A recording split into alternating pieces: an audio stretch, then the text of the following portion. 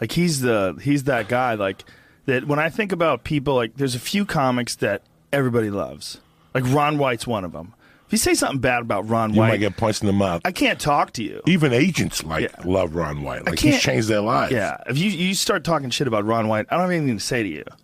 Like there's no way. There's no way. Unless he was like really drunk.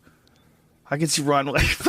Ron White told this story at Opie and Anthony. He was like fucking 57 years old. He got in a fist fight at some bar because some woman was taking a picture with him and the boyfriend didn't like it. So the boyfriend was drunk. She came over to Ron. Ron punched him in the face.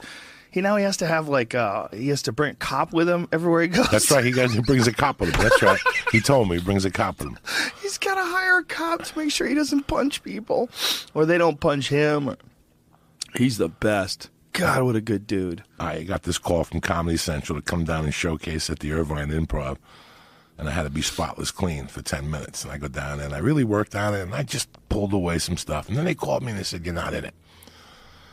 And I go, okay. They go, you'll make the cut next year. So I called Gabriel and thanked him. He goes, what are you talking about? You're not in it. Give me 5 minutes. And he calls back. He goes, you're doing it. You're taping it, okay? So the whole time, I'm thinking I'm doing this 7-minute TV set. The day of the taping, he pulled me over and he goes, listen, you're going crazy tonight. I go, but I've been working on this material. He goes, I don't give a fuck. He goes, I want you to go crazy. He goes, I'm going to pay for the show. He goes, I'm paying for it out of my pocket. If it makes the cut, it makes the cut. If not, it's for me. He goes, I just want it for me. He paid for the episode to get shot. They only got picked up for 6. They shot 7 because he wanted me to go off. Oh, wow. So at the end, the whole day, I'm thinking I'm going down. That Saturday, I get down. He's like, no, you're doing fucking dirty shit. And he goes, I planned it this way. He goes, I don't give a fuck what they tell you. He goes, I want you to work this way for a reason. I brought you down here for a reason. He goes, worst case scenario, you make the DVD. You follow me? Like he was on, like he fought for me to work dirty, and they got me on Comedy Central. Wow. See, that's the feeling I always get from him. Just seems like a real good guy. You know, I've never heard anybody say a bad word about Gabriel, ever. Well, listen, there's comics that know this, and you know this, that the more you help out younger comics, the better it is for you. You learn. You look at younger guys and you learn little things. Sure. Sometimes I go to the Comedy Store and I see a younger comic say something on stage. I'll hire him because of that reason. Like I'll say, hey, what are you doing next Tuesday? You want to do the Ice House or whatever? Just because something they do, you know. But it's also good for you. You did it for us. You helped us out. It made you a stronger comic, you know. Anybody knows that helping other guys along the way is great. Gabriel rides 6 deep. You think he needs to ride 6 deep? 6 deep. Before you go see Gabriel, you got to see 8 guys. Spanish songs, a Mexican band, because he'll put you up. Yeah. He doesn't care. That's beautiful. You got to make a living? Come on down. That's beautiful. There's not a whole lot of guys like that. No, they'd be suspect that you're funnier than them, or you're going to try this. No. Yeah. Come on down. What do you want to eat? You know. Can't worry about that. Everybody worries about that, but you can't. The fun is in working with the best guys. The fun is in also seeing all these different stages. Like when you take a young guy on the road with you, or when you see a young guy do a really good set at the store, you recognize like those moments where when you were young and you were just starting to figure your material out and you were just starting to figure out like how to really get to the heart of the matter quicker, or what's actually funny about this, like what's clouding my judgment where I can't figure out how to get this funny. But occasionally these sparks shine through and you have a killer bit. And like, you know, everybody knows like a young guy who in the early months will have like one bit where you see that bit and you go, this motherfucker's funny. Like, he's saying some shit. Like, he might not have it right now, but this motherfucker's funny. And when you see someone who's got that, it makes you, like, really aware of that whole process. You know, the whole process of just getting your legs under you as a comic and doing it. And, you know, and when you're around people who are also doing that, like, it feeds off of it. Like, you could stay hungry, like, deep into your career, just by continuing to create material and continuing to be around other guys who are hungry. And when you're doing that, like, one of the things that's going on in our little group that's so dynamic is that everybody is hustling. everybody is doing a podcast. Everybody's doing their stand-up. Everybody's recording specials. Everybody's doing tours. Everybody's doing shit. There's a lot going on, and it's all new stuff, you know? Like Ari. He's got a new one he's doing in Austin. If you're in Austin, Texas. Next weekend. Yep, The 5th, yeah, the Saturday. 5th. Ari's doing his special at Cap City Comedy Club in Austin, which is one of the best clubs on the planet. And I don't think it's sold out. I think there's a little bit of tickets left, but probably gone soon. But his new shit, he's on fire. This is the time to see him. I mean, Ari's never been better. He's never been better. He's crazier than ever. He's crazier than ever. Crazy and fucking ever. He's beautiful. That's why I love him, because he's crazy. I can't judge him. I just sit there, listen to the conversation. I always ask him, you walking around New York without a T-shirt on? You know it. I got to go. Ari, he genuinely doesn't give a fuck. He doesn't give a fuck anymore. He became like the don't give a fuck scale. He became like the new metric of like not giving a fuck. Like, there used to be, like, there's levels of giving a fuck, you know? Like, you and I can't claim that we don't give a fuck the way he does, because we have families. Ari Shaffir is free. If Ari Shaffir just got a vasectomy, he would give even less of a fuck. That would be, like, the last straw of fuck that he has left in his body. He's a barbarian. You know what show killed me when Love I did it. You know what show, like, fucked with me when I did it? Tony Hinchcliffe show. On Monday nights, the really good podcast he does at the store, the one where he... Kill Tony? Yeah, Kill Tony. Oh, when you're watching the 1 minute people go up? I went down there one night, and it wasn't about the material, it wasn't about anything but the look in their eyes. Yeah. I remembered that look in your eye, bro, when you don't have dinner in you. Yeah. And your car's got on E, and your job sucks, and here you are swinging. I left there, and I couldn't sleep that night. Because I went back to 94 when I used to go back to my room and cry and write what clubs I wanted to perform. And someday I'll be good enough to be at the punchline. You know, I'm gonna write that down. Be there. I'm going to be there. Yeah, we get that San Francisco newspaper, Just for Laughs. Yeah. And at the end of Just for Laughs, the last 3 pages, they had a comedy guide from Alaska all the way to Wyoming of all the comedy club listings, whether they were one-nighters or not. And I just sit there and circle them with a notebook and do a line of coke and cry.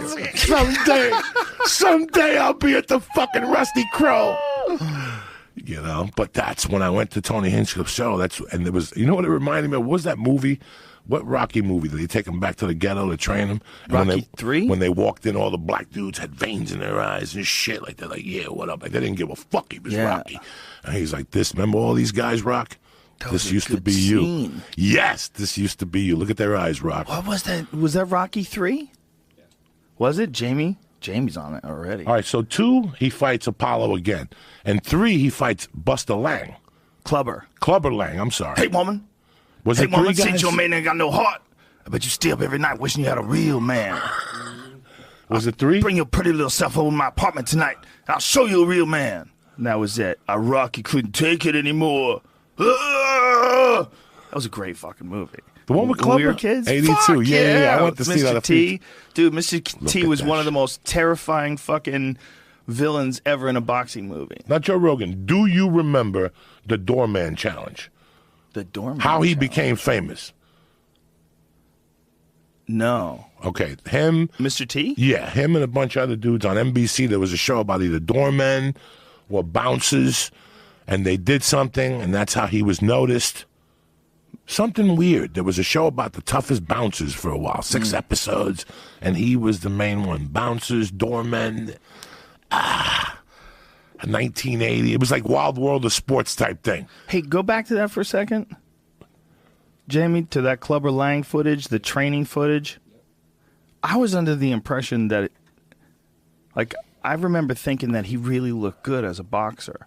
But I'm watching him shadow box there, and I'm like, what? No, well, What is Sylvester this? Stallone has a gift of throwing, like, smoke at you. Everybody looks good while you're watching it. I love that scene when Mickey was looking at the bubbles and he was getting mad. Like, oh. If you, let it go, keep going, it'll show him shadow boxing. Which sometimes people don't look that good when they're shadow boxing because they're just trying to loosen their body up. There's a bunch of different, like right there. That does not look like a guy who actually knows how to punch.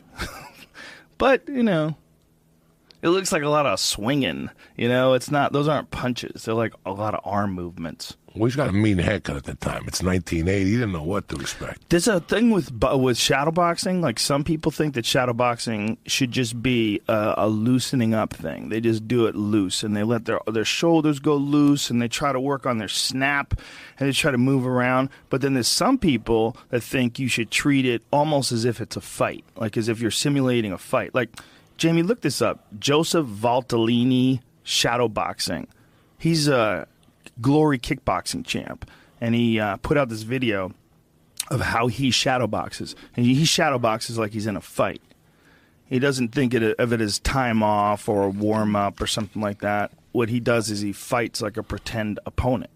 It's pretty interesting because a lot of guys don't do it that way, like not to this extent. Like, you know, guys, when you're shadowboxing, a lot of it is just you kind of loosen around. You're doing it on your own pace. You're working on your own shit. But what he does is kind of more like, he treats it like a different kind of a workout. Like, Justin Fortune does down at that gym, too. Does he do the same way? They look at it as like a calorie burner in the beginning, really. I mean, if you do it correctly, he says you should break a big sweat or something. Yeah. If you do it correctly, which I don't know. Well, it's a lot of people think it's like visualization. They think might be as important as anything else. Like, everything's important. You know, it's important to be in shape. It's important to be strong. It's important to have experience. It's important to have really good technique. But it's also important to visualize. There's something about carving pathways in the brain. And obviously, if you're a neuroscientist and you listen to this, you're like, oh my God, this idiot doesn't know what the fuck he's talking about. But there's something about carving pathways. This is not it. There's a different video. No, do you do it with comedy? Do you extreme shadowboxing. He's throwing kicks and punches and knees and backing up. And do you ever feel this with stand-up? Like, you see yourself on stage killing? I've tried and I can't do it. Like, positive realization. No, I don't think it works with stand-up. I think you really don't. No, I think with stand-up, the key is doing it. I thought it was the reefer, because I tried. I thought the reefer fucked me up, and I couldn't come to focus. Like, with the visualizations? Yeah, like I couldn't see myself on stage, like walking out and seeing, like, people go, I could see myself coming out in the garden. I can't do that shit. Here's just for me personally, here's why I would try not to think like that. Because if I visualized myself doing something and doing it really well, I would think of I wouldn't think of the thing I was doing anymore. And then I'm thinking of like the accolades or the position it is, or look, you're on a big stage, and look, you know, you're at this place, and you're at Massey Hall in Toronto or something, you know, some historic venue. Like, and then one day I was there. Like, that seems like you're thinking more about success than what success really is like, if you're doing something, you try to do it the best you can. Not the reaction that it gets. So if I'm concentrating on the reaction, like I'm concentrating on going up there and killing, I would have to be visualizing doing a show. So I'd have to be visualizing people laughing. I can't. I've tried. I can't do it. I've sat there like after the gym and tried to cool off and said, well, maybe I'll see myself killing for the special or whatever. I didn't see any of that shit. Doesn't that make sense, though, that if you think of yourself as killing, you're thinking of other people laughing? Yeah, I couldn't do it. I couldn't do it. But you're not thinking about yourself then, right? Like, so if you're visualizing skiing, you're thinking about skiing, right? You're thinking about tucking. You're thinking about doing your moves in the correct way. You get the most amount of speed and the most amount of controls. You're headed down this hill, right? You're not thinking about other people. You're not thinking about other people's response to each one of those things you do. Like, if every time you did a curve and you didn't get a laugh, you'd be like, what the fuck? I thought I was skiing good. You know, if you tell a joke well, you get a laugh, right? But you don't want to think about that laugh. You don't want to visualize a laugh. You want to pretend that people are laughing at it. You want to actually find out what's funny and have other people tell you for you. Like, you kind of know, but you don't really know until you do it in front of them, right? So to visualize that is really weird, because you're visualizing two different mindsets. So you're not in the zone of actually being there. You're visualizing artificial laughter. I mean, I guess you could visualize the state that you feel in when you're killing, when you're really relaxed on stage and you're having a good time and everything's fun. You could visualize that state. That makes sense? I can't do that either. But I think even that state, you could only like visualize it in I shouldn't say only. Maybe I could only do it in chunks. I just think it's better to just concentrate on just doing it. Yeah, it just never worked for me, so I wondered if you ever did it or anybody else stand-up ever did it. I also think with stand-up, like, you could do a lot of sets and stuff, but I don't know if you should concentrate on it as much as concentrating on just life itself and finding things that you think are funny and interesting.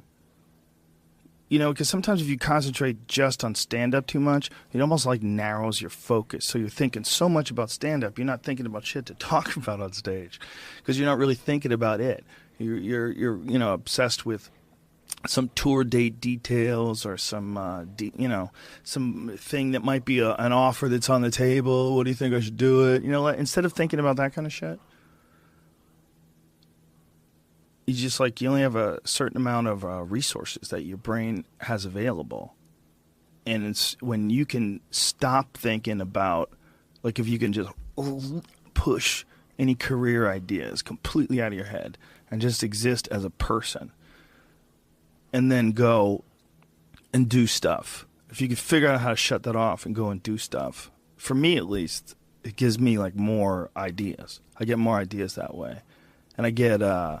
I feed my curiosity too. Like it feels like I feed my curiosity in an honest way instead of thinking about just reading things that I would think would be funny on stage or reading stuff that I think would be funny to talk about in a podcast. I just look at shit that's interesting, you know? God damn, we're high. Makes sense. Whew.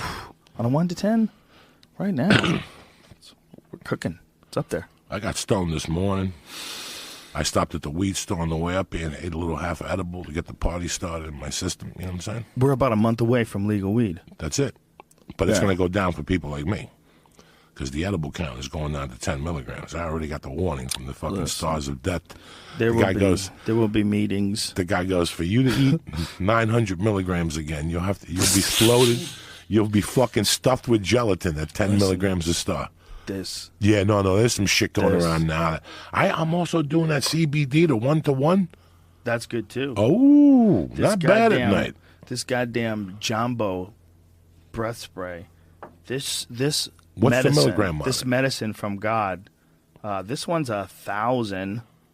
A what? A spray? I don't know. The whole bottle's 1,000. Let me taste it. If you're Let's taste it. Take the top off. There's some shit that's really good. That one hasn't been opened. There's some. I take the CBD oil from a company in Denver, Exenol. It's 1,000 milligram CBD oil. When you get back from jiu-jitsu, you put it right under here. It doesn't get you high. This is the one that just by the time you get out of the shower, you're like, what happened? Oh, so it's just CBD oil because they make it with marijuana. Too, yes, no, I like transdermally. Well, that goes into your system a lot better. The one that I'm taking is for children, people who don't want THC in it. But this one has such a high concentrate of CBD oil. Yeah, but the other thing, they make it with something else. Oh, that he goes, put that under your tongue, 1 or 2 drops. You're a big guy. Right when you get home from jiu-jitsu, and then take a shower. Not too bad, Joe Rogan. Let's try this stuff here. Some of it tastes like dick. Some of it tastes like fucking guava juice. There's these people that do it with guava juice. Jesus Christ. Not bad. Minty. Minty. It is actually a nice little breath spray. Mm-hmm. Another 2 shots to go. I fucked up and did too many sprays one of these once before a Sam Harris podcast. And Sam was talking crazy shit about artificial intelligence and all this other, every time I talk to that guy, he's a neuroscientist, very, very smart guy. I know it is. You know it is, right? And I was barbecued when I was talking to him, like barbecued. I had totally underestimated these sprays. I had no idea. Like I thought, like a couple pumps is probably like a pot lollipop, No, I must have been hundreds of milligrams eaten. Anything under your fucking tongue like that? No, yeah. It goes quick, 60 seconds. You're on a plane. Next thing you know, the plane's fucking making weird noises. They're lighting on fire now. Those androids are hitting them. It's going to change the world when it becomes legal, folks. And it's not going to change the world for the worst. It's going to change it for the better. It's going to make people paranoid as fuck. It's going to make people nicer. It really is. That paranoid as fuck thing, that's good. You don't say dick. I do. That's how I live. I don't say dick. I don't know nobody. There's some days I don't even fucking shave. I leave the house and people, they don't know. It's tremendous to live that way. I don't say nothing. I don't bother nobody. I go into Starbucks. I don't hear nothing. I don't know nothing. Time for reflection. Yeah, that's it. That's all it is. Yeah. The only thing I don't get high is when I go to jiu-jitsu. I still can't work that up yet. That's too real for Uncle Joey, George. That's too real for me. Somebody gets me a deep half or something, I'm fucking history. I used to get high before every rolling I don't know session. how the fuck you guys do that. I can't. Eddie and I used to take giant bong hits, and then we would roll. Yeah. I'd have a panic attack. Yeah, we would go into class. And as soon as somebody gets on top of you he would fast. teach like that. Eddie would teach like that. No. He would teach like that, blitzkrieg. Teach like a Jedi Knight. Yeah, he teaches tremendously. Like a master. Like that's how you want your fucking dude, unconscious. Well, for him, for his style of he's like, Eddie. He's got a very interesting style, not just of jiu-jitsu, but of explaining his jiu-jitsu. Explaining all the moves and all the different positions, and there's like a presentation that he's doing. It's like an art form. Let me tell you something, Eddie Bravo. You're talking about all our comedian friends. He's doing something completely fucking different on the other side. Oh yeah. Because every place you show up to do comedy, there's one fucking dude with a 10th Planet shirt. Oh, at least. They're like ISIS. At least. Yeah, he's got little cells They're everywhere, legion. Eddie, of these 3-4 people. Because even the little towns, they get the videos and get a mat, and they do all that shit by themselves, watching the fucking videos. They've told me when I went to Omaha, people came in like from out of Omaha. There's a 10th Planet in Omaha. That's great. But people who don't want to make people were telling me they get like couches and jujitsu. No, not couches, mattresses. Mats. Like they're fucking crazy. Yeah. So if your little town doesn't have it, Eddie's spreading. And now, like, his students are winning fucking tournaments. And now EBI is on top of the fucking game. The best thing to ever happen to submission grappling because it made it exciting. They I figured don't out a know way nothing to... about rules and you know that, right? But when I'm reading Jiu-Jitsu magazine and they're saying that fucking they're gonna start using EBI rules and shit.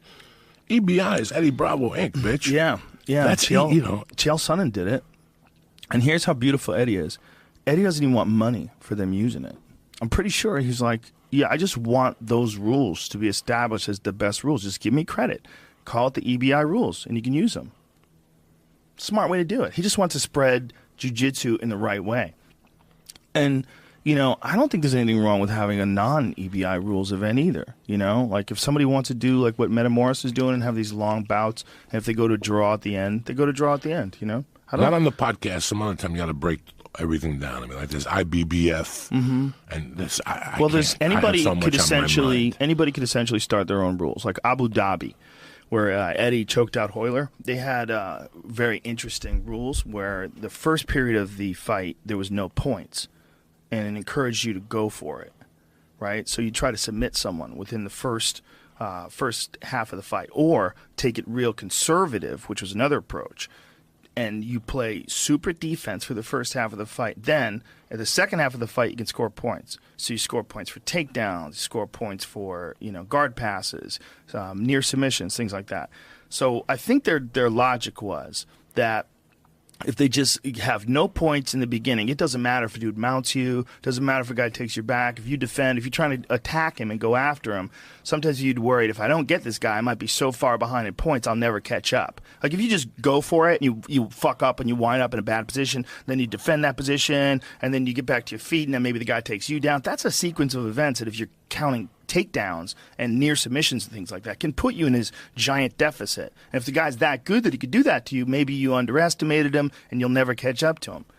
But you could find out if you just go for it, if you both go for it and you don't worry about points. So that was their idea, I think, to promote more excitement. So people just go for it in the beginning, and then the idea about the second half is that once you're establishing who's the better grappler, when two guys roll and they're trying to kill each other, you learn pretty quick who's better. And so then if no one's better, if it's just by a very, very, very slight edge, so if you've gotten to the second half of the fight and you're both in a neutral position, but you both attacked, you both defended, and no one's had any sort of an upper hand, those last few minutes is what's really going to count, because that's the few minutes where your determination in training camp showed up, your ability to adjust, your ability to overcome, like all those things really do determine who's best. So having that towards the end of the fight, that makes sense. Now, how long is Abu Dhabi? If I go the whole match, that's a good question. Is it 2:15s? Is it 2:10s? I don't remember. I'm thinking it's 2:10s, but that seems like a long time. Maybe it was less than that. Abu Dhabi submission grappling time limits. Because what is Eddie doing with EBI? He does the first how many minutes? I'm not sure. I think it's like the first 9 minutes or something like that. They just go at it, and there's no points. And if they make it into the final, or they make it past the time limit, then they go through these series of bad positions. Like one guy starts on the other guy's back, and he has over-under, and they go ready, go, and you start from there. So one guy's got your back, and you have to defend it. And if you can tap him, then he has an opportunity to try the same position. And if he can tap you, I think it goes to who got who first. I think it's in the amount of time it took to tap them. So that's where the competition would be. 10 minutes, 5 minutes overtime. Okay. So qualifying rounds, 6 minutes, 3 minutes overtime if there's a draw. Finals, 8 minutes, 4 minutes overtime if there's a draw with no advantage. So what it probably is like 4 minutes in, they start scoring the point. Yeah, there it is right there. The first 4 minutes are without positive points, but negative points start from the beginning of the fight until the end. And I think negative points are like when you draw guard, when you pull guard. I think that was a negative point. I don't know if it still is, but I think that's silly. Because some guys, if they pull you into their guard, you're fucked. Like, there's guys like Vinny Magalhaes or like Shinya Aoki. That guy is this nasty fucking guard. If you're in his guard, you're in a terrible place. The church is sponsoring Vinny Magalhaes. Vinny Magalhaes is a bad motherfucker. I love Vinny Magalhaes. His jiu-jitsu is so fucking high level, man. You know, he spent a lot of time fighting in MMA, and because of the fighting in the MMA, I think a lot of people slept on his jiu-jitsu. They forget what a phenom he is. He flying armbarred Pei de Pano, who's like this multiple-time Brazilian jiu-jitsu world champion, and Vinny Magalhaes hit him with a flying armbar. Do you know, that is like pulling your dick out and slapping it across a world champion's face. I mean, literally how powerful that move is. But when you say flying, that's where it ends in my Check this out. See if you can find it. Flying Vinny fucking Magalhaes, armbar. He's huge, too. He's huge. like 230 big, pounds, and he hits him with a flying armbar. And it's perfect. It's just perfect. Like, there's no defending. Now, this guy that this is Chris Weidman. He got Chris Weidman with it, too. Yeah, well, you can watch this, too. I mean, Vinny did hit Chris Weidman with the same shit. Dude, Vinny's super world-class. Now, you got to remember, Chris Weidman, two-time NCAA All-American wrestler, like super fucking grappler. And that's how good Vinny Magalhaes is. I mean, Weidman, when he won the UFC, let's see if you can find it in here because this is a long match. Weidman, when he won the UFC middleweight title from Anderson Silva, was widely thought to be like one of the toughest, best wrestlers, best grapplers that's ever fought in the middleweight division. It was a big strength of his, is that he was just so nasty on the ground and so fucking strong. Oh, my God. Exactly. You see, when a dude can do that to a Chris Weidman, that's what a bad motherfucker Vinny Magalhaes is. You just don't, that doesn't happen. Watch this again. Come on, son. I mean, he just took that with just spectacular technique. And he's a huge guy. I mean, he looks like he's at least, 210 or something like that, 215. I don't know. In the UFC, he fought light heavyweight, right? 205? Yeah, because he lost to Ryan Bader in the finals, remember? Yes. Of The Ultimate Fighter. See, striking, he got better at striking, but that was what had held him back. His jiu-jitsu is off the fucking chain. He did another stint in the UFC, right? Yes, he did a that? couple stints, yeah. Okay. But like that guy, you get caught in that guy's guard, you're fucked. Like, that's a bad position. So I disagree with them, like, saying that pulling guard is a 1-point disadvantage. So if he pulls guard on you, Vinny Magalhaes, you're in hell? You're in hell. Well, you're in a terrible get out of it, place. nothing, Well, no you way. might get out of it, but you're in danger. You're in severe danger. There's people where their guard is more of a defensive position. There's people who they'll wrap their legs around you, and what they're trying to do is just kind of hold on. Me too. I just breathe. Or, yeah, maybe they're taking their sweet time. They're going to breathe. They're going to relax. And then they're going to maybe try to explode back up to their feet. Or try to reverse you or try to stand up or something like that. But then there's guys like Vinny that are trying to break your arm. And that's immediately what he's going to go to. He's going to go to rubber guard. I mean, Vinny has, like, really fucking ridiculous experience when it comes to submissions. I mean, he's just super technical and a big guy. Like, that's a rare combination. Like, if you get caught in that guy's guard, you're not favored to get out of it, especially if you underestimated it. Like, that's another thing about guards. If you train with a guy who's like an Eddie Bravo, where his guard is just ultra dangerous, if you don't train with a guy like that, maybe the guys in your gym, they're not scary from their back. So you don't worry about it. Maybe you're a wrestler. Maybe you got good defense. You feel like, you know what? I see that shit coming. Nobody gets me in my gym. Well, they probably don't have the same level of guard. There's some guys out there that have this ridiculously refined level of guard. You remember Paul Sass? No. He's a guy who fought in the UFC. He won almost every fight. I think he won one by heel hook. He heel hooked Michael Johnson, who is going to be fighting Habib Nurmagomedov. But Paul Sass triangled the fuck out of everybody. I mean, he triangled the fuck out of everybody. Nobody could get away from his triangle. It was just this crazy thing. If this kid would grab a hold of you, he'd pull guard, he would creep his legs up over your shoulder, and before you know it, you were choking yourself to sleep. It was incredible. I don't remember how many fights he won by triangle, but it was so ridiculous because everybody knew it, and he would go out there and he would do it. And everybody's like, just stay the fuck away from his triangle. Just stay the fuck away from his triangle. Next thing you know, he's on his back, and you're like, ah! It's a terrible position to be in. And if a guy's legs are like really good at doing those movements, your legs are so strong. They're so much stronger than your arms. The thing that we lack is not strength, it's dexterity. Well, some guys figure that dexterity thing out.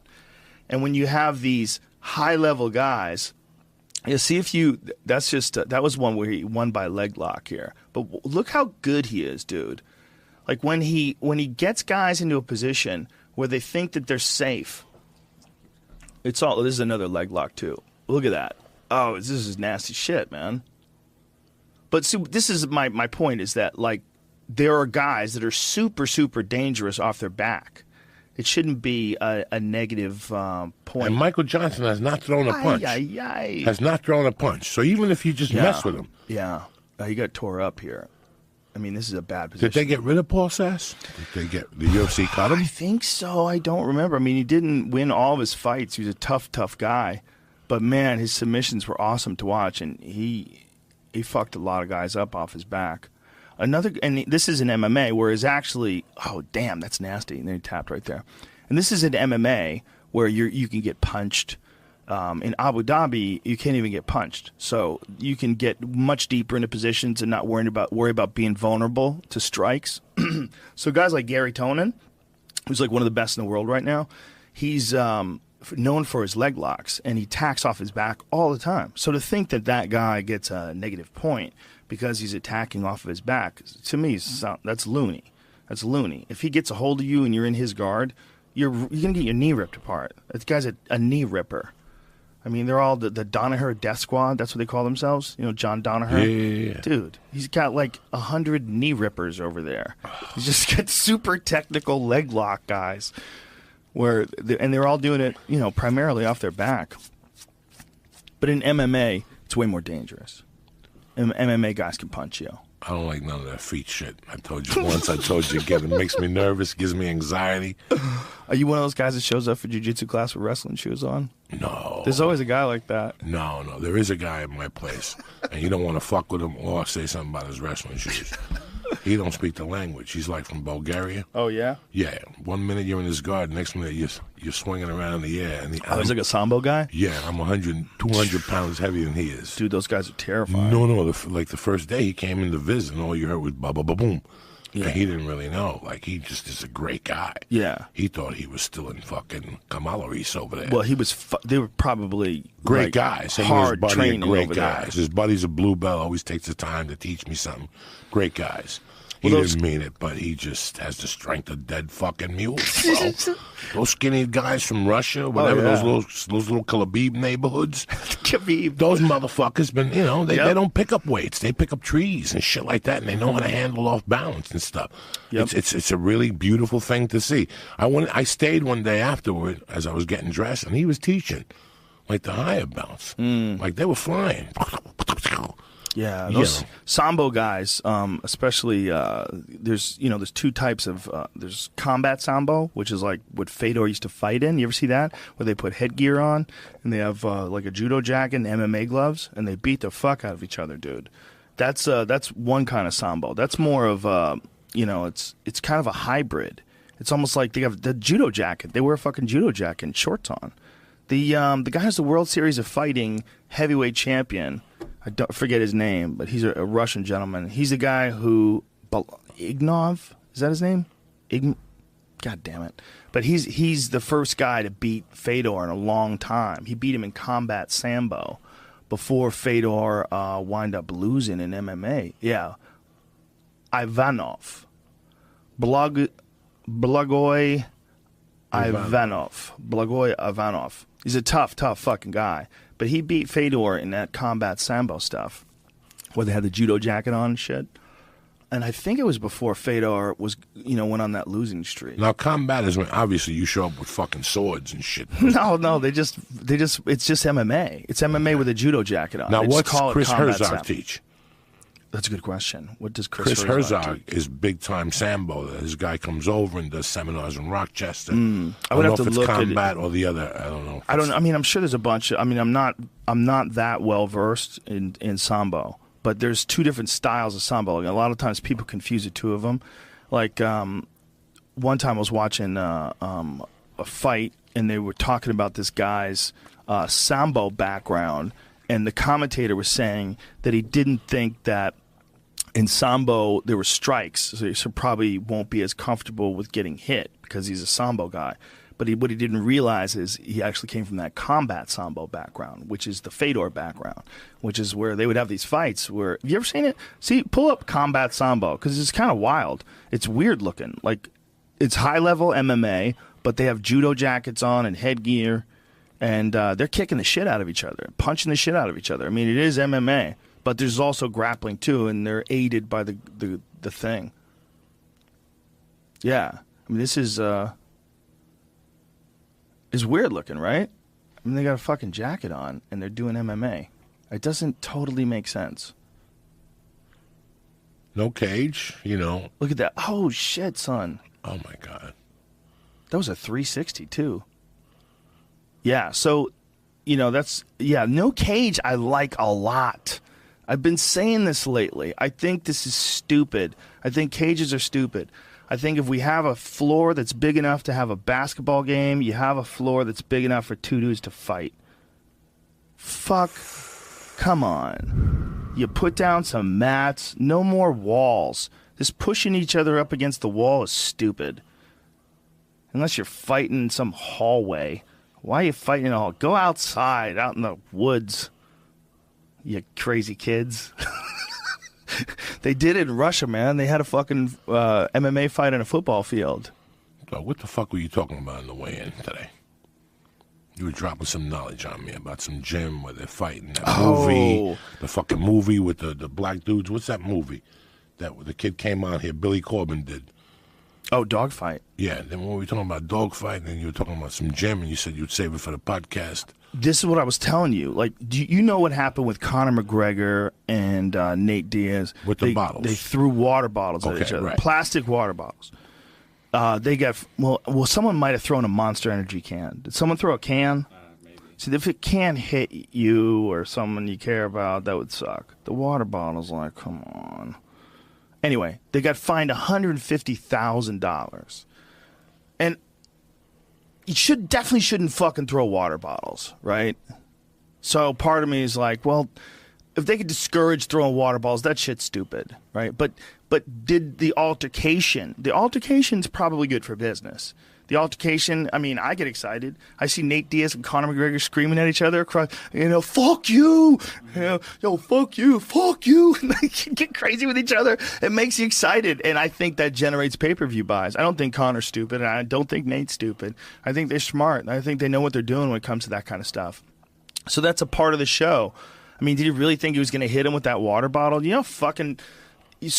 Nate Diaz, it's hard to hit him with a punch. How the fuck are you going to hit him with a water bottle that's coming from 300 feet away? He's not going to see that.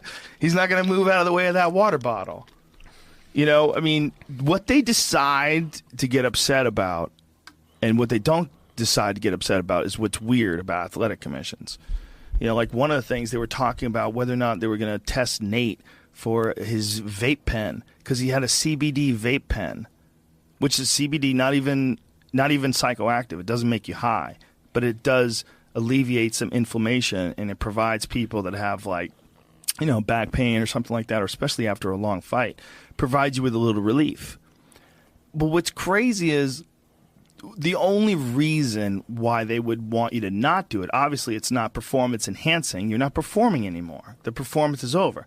So are they protecting you from yourself? Like, what are they doing? They don't want you to do it because you're flaunting the fact that you're doing it in front of everybody? Now, did they piss him after the CBD? After he was smoking that? I think he had already done his post-fight thing. Piss. I think you do that before you do the press conference, I think. I don't know, though. It's a good question. I'm not entirely sure. And they might do it differently in different places. But either way, you're not concerned about him. Like, what's the issue? Like, what is the issue? It looks bad? Does it look bad that vapor's coming out? Are you scared of dragons? The CBD oil business went out the roof that night. Oh, I'm sure it did. And it should. And it should. And wait till it becomes legal. We're a month away. When it becomes legal, then it's really going to go nuts. It's going to be good for everybody. But anyway, so they get fucking pissed at him for that. But the Conor, the fine was so high. I'm like $150,000. Wow. Well, he said he made $40 million. Next time, shut your mouth, and they won't fucking know. That's true. 100. Even the other kid made $2-3 million. Half of that after taxes, 1.5, 150. Don't really put a dent in your fucking thing. Next time, you won't throw fucking bottles. That is you got a good point. Unless they both went to Dana and said, "Listen, this jacked up the things. Wanted to see it. Wanted to UFC pick up the tab for the 300 because it came out of your fucking end for the pay-per-views. Something. There's always 150 is not that bad. They walked away with a ton of loot. It's a good point. There's got to be some type of repercussion. 150 and they can fight again in November. Right. Listen, I got caught without a license 10, 15 years ago in L.A. First time ever. I was talking on the phone. I got pulled over. Guy goes, "Where's your license?" It didn't work that day. I went down to L.A. County. I stood in front of a judge. Bop, bop, bop. The guy looked me straight in the face. He goes, "You could pay $200 and come back with your license. Well, give me $550, and I don't want to see you again." What do you think I did? You think I gave him $200? I gave him $550. No, I gave him $550, and in time I got my license, not with a gun to my head. Yeah. Sometimes you pay a little extra, they let you fight in November to earn. Now you earn next time, and now you can mack up that $150. You're earning. At least they're not suspended for fucking a year. Yeah, that's true. Here's my thought. But I don't think 150 is bad if you got a good charity for it. Let's send it to charity. Yeah, instead of it going to an athletic department. I'm sure the athletic department somewhere, maybe a girls' soccer team, something like that. I'll go for that. There you go. That's like a good thing, right? But $300,000 into their pocket is what pisses you off. Well, it's what they decide to get mad at and what they don't decide to get mad at. Because this is a thing that I found. Did you watch when Floyd Mayweather was doing, I believe it was for Showtime, they were doing one of those behind-the-scenes things at his gym, and he has what he calls doghouse fights. And let me just say that this kind of thing has been going on in gyms forever, right? They've always had gym wars, and people have even set up, and this was a thing that I'm pretty sure became illegal in California fairly recently, within the last decade. They stopped allowing people to have what they call smokers. And what a smoker is, they have organized fights, but there's not really like a lot of medical on hand. Nobody gets paid. Nobody gets paid. Nobody gets paid. But it gives people valuable experience. They used to have a lot of them in Muay Thai. Like, I used to go to them. They were cool. They would set up like these little plastic lawn chairs. You'd pay a small amount of money, you know, like $30 or something like that. And you go and you watch all these amateur fights. And a lot of times kids are pretty fucking talented, and it's fun to watch. But so they've always had organized gym fights. So essentially what Floyd Mayweather did was have his own like in-house gym fights, like amateur fights. Like, they didn't even disguise the fact that it was a competition. Like, they weren't trying to spar. Like, these guys are having fights. And he was talking about how it's to the death. It's really crazy. And he has these guys. One guy gets beat up, and he's Hasim Rahman's brother or son. Hasim Rahman's son, I believe. See if you can Google who the gentleman was. The comments were saying it was his brother, but that was just the comments. Okay, his brother. Maybe it's his brother. That makes more sense, because Hasim Rahman is not that old to have a kid that's that, you know, like that developed. Because he looks like he's like in his 20s. Maybe he is. Anyway, point being, so this English guy beats up Hasim Rahman's one brother, and then the mom comes back with the bigger brother, and the English guy fights him too, all in the same day. And they're fighting like these 30-minute rounds. It's crazy. Is there a winner and a loser? They put it on TV. Yeah, I mean, dude, there's definitely a winner and a loser. No, is there but what's money crazy involved? is, I'm sorry. The question was, is there Gitas involved? No, I don't think there is. I mean, there might be. I mean, Floyd might reward them or something like that. But, I mean, it's crazy shit. And, I mean, in one way, yeah, this will develop character. And I don't have a problem with people doing whatever they decide to do. If somebody wants to fight a 30-minute fight, I don't have a problem with that. You know, Joe Rogan. You know, you should be able to do it if you want to. They've been doing this since Jesus left Chicago. But you the thing did this is, in Boston when you were a brown belt in karate with your buddies. You did this. But the thing is, I'm not a promoter in Las Vegas. Right, that's a big difference. That's a big difference, and I'm not a professional fighter on television. I'm not necessarily saying there's anything wrong with what he did, because it is a part of gym culture. It is a part of what's made champions. I mean, this kind of stuff, these heated battles. This is a very uncomfortable reality that elite fighters like Floyd Mayweather face. Like, to be that good, you have to be that real. And for a guy like him to show like these kind of crazy 30-minute, no time limit fights in the gym and put it on TV, it's pretty wild. And I see both sides of it. I totally see Floyd Mayweather's side of it. Look at him. I mean, he feeds off that. But guess what? That mentality is why that motherfucker was 49-0, right? That motherfucker is arguably the best boxer ever. Who got hurt less than Floyd Mayweather? Who boxed people's face off that everybody thought was going to kill him better than Floyd Mayweather? Remember when he fought Maidana? And he fought him the first time, and Maidana caught him in one of the exchanges, like right before the bell rang. We were like, whoa. And then they fought again the second time, and he just put a clinic on Maidana. Just put a clinic on him. It's like all of a sudden Maidana was fighting a totally different guy. Like Floyd had figured out Maidana's style, or decided not to fuck around this fight and decided, to really take him seriously and really focus on him, and he just beat his ass. You know, brother, he's a genius in a lot of ways. Oh, yeah. I don't agree with a lot of this shit he does, and but listen, man. His self-promotion game's off the charts. It's off the charts. His self-promotion game is the greatest of all time. He's probably made me laugh. More money. He's made me laugh at night sometimes. I've watched this show, and he's made me laugh. And it's that show you watch because you don't really like the dude. Yeah. But you want, I mean, so. I bet I would love him. I bet I would love him. I would love him. He's a psycho. And I've watched him fight like 3 times. I'm like, you know what? The proof is in the motherfucking pudding.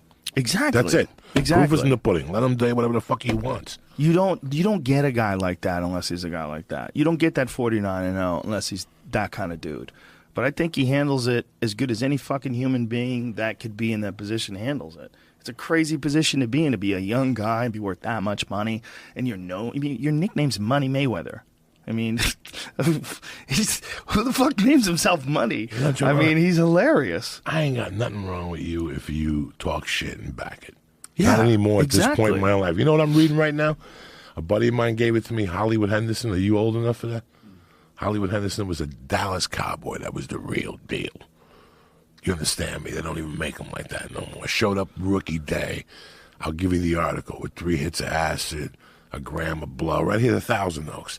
And in the off season, he would rent the hotel and hang out with Pryor at the Comedy Store.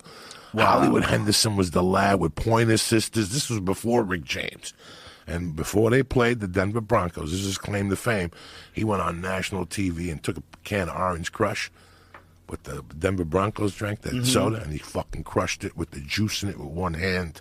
Whoa. And in the Super Bowl, he intercepted and scored as a linebacker. And then he just fucking blew up the ball with big fucking, he talks shit. People hate him. They hate him. He talks shit. Yeah. But on game day, he showed up. Then they threw him out because he put fucking 2 fingers up during the game, and the owner of the Cowboys saw him at that time. What's 2 fingers? You can't do 2 fingers? They were losing on TV.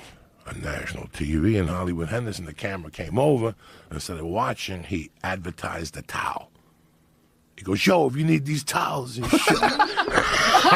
And they were like the receiver's company. The next day, Tom Landry fired Hollywood Henderson. And after that, it was all over. He was smoking fucking crack and bazookas, but he won the lottery in Texas. He won the lottery? He became a born-again Christian. Oh, my goodness. Oh, this Hollywood Henderson was my motherfucker, dog. Wow. That's a fun story. Yeah. Man, I just want to be clear about all that stuff that I was saying about the Floyd Mayweather thing. I just think that the athletic commissions, like when they find people and when they get mad at people for stuff, it's like sometimes they do it in a very heavy-handed way, and I think it's kind of obscene. Like what happened with Vanderlei Silva, I think is obscene. You know that story. They banned Vanderlei for life. He ran away from a test, which he definitely shouldn't have done. Definitely shouldn't have done. But if he was on something that he shouldn't have been on, suspend him as if you caught him for that something. Like suspend him for, maybe an extra 6 months because he's a dick because he ran away from you. But you can't say for life. He you can't just take away a guy. Though, did he not? It wasn't that isolated incident only. Vanderlei. Was it the only isolated incident? Yeah, Vanderlei he wasn't. He didn't test positive before? No, Vanderlei has never tested positive before. Okay, then. Ever. No, it's not saying he hasn't done anything. Like in Pride, Ensign Inoue, when he was on here, he was talking about his Pride contract, and he said it was, and Eve Edwards said the same thing. It said in capital letters, "We do not test for steroids." They give you a syringe on the house and shit. Yeah, so it's not saying that he didn't do them ever, but Vanderlei never tested positive. No, so they had no reason to suspect him, other than if they follow the sniff test, but. You got there's no proof. And again, that's the only argument, whether it's proof or not proof, right? It's not whether or not you think he was guilty. I got to tell you something. I thought I had, good stories about hiding from probation officers and shit. This is actual Ensign's contract? Yeah, it says at the bottom there. Oh, here it says, performance-enhancing stimulants of steroid-based family are specifically excluded from the scope of the test. Why don't they just write, have at it, boys?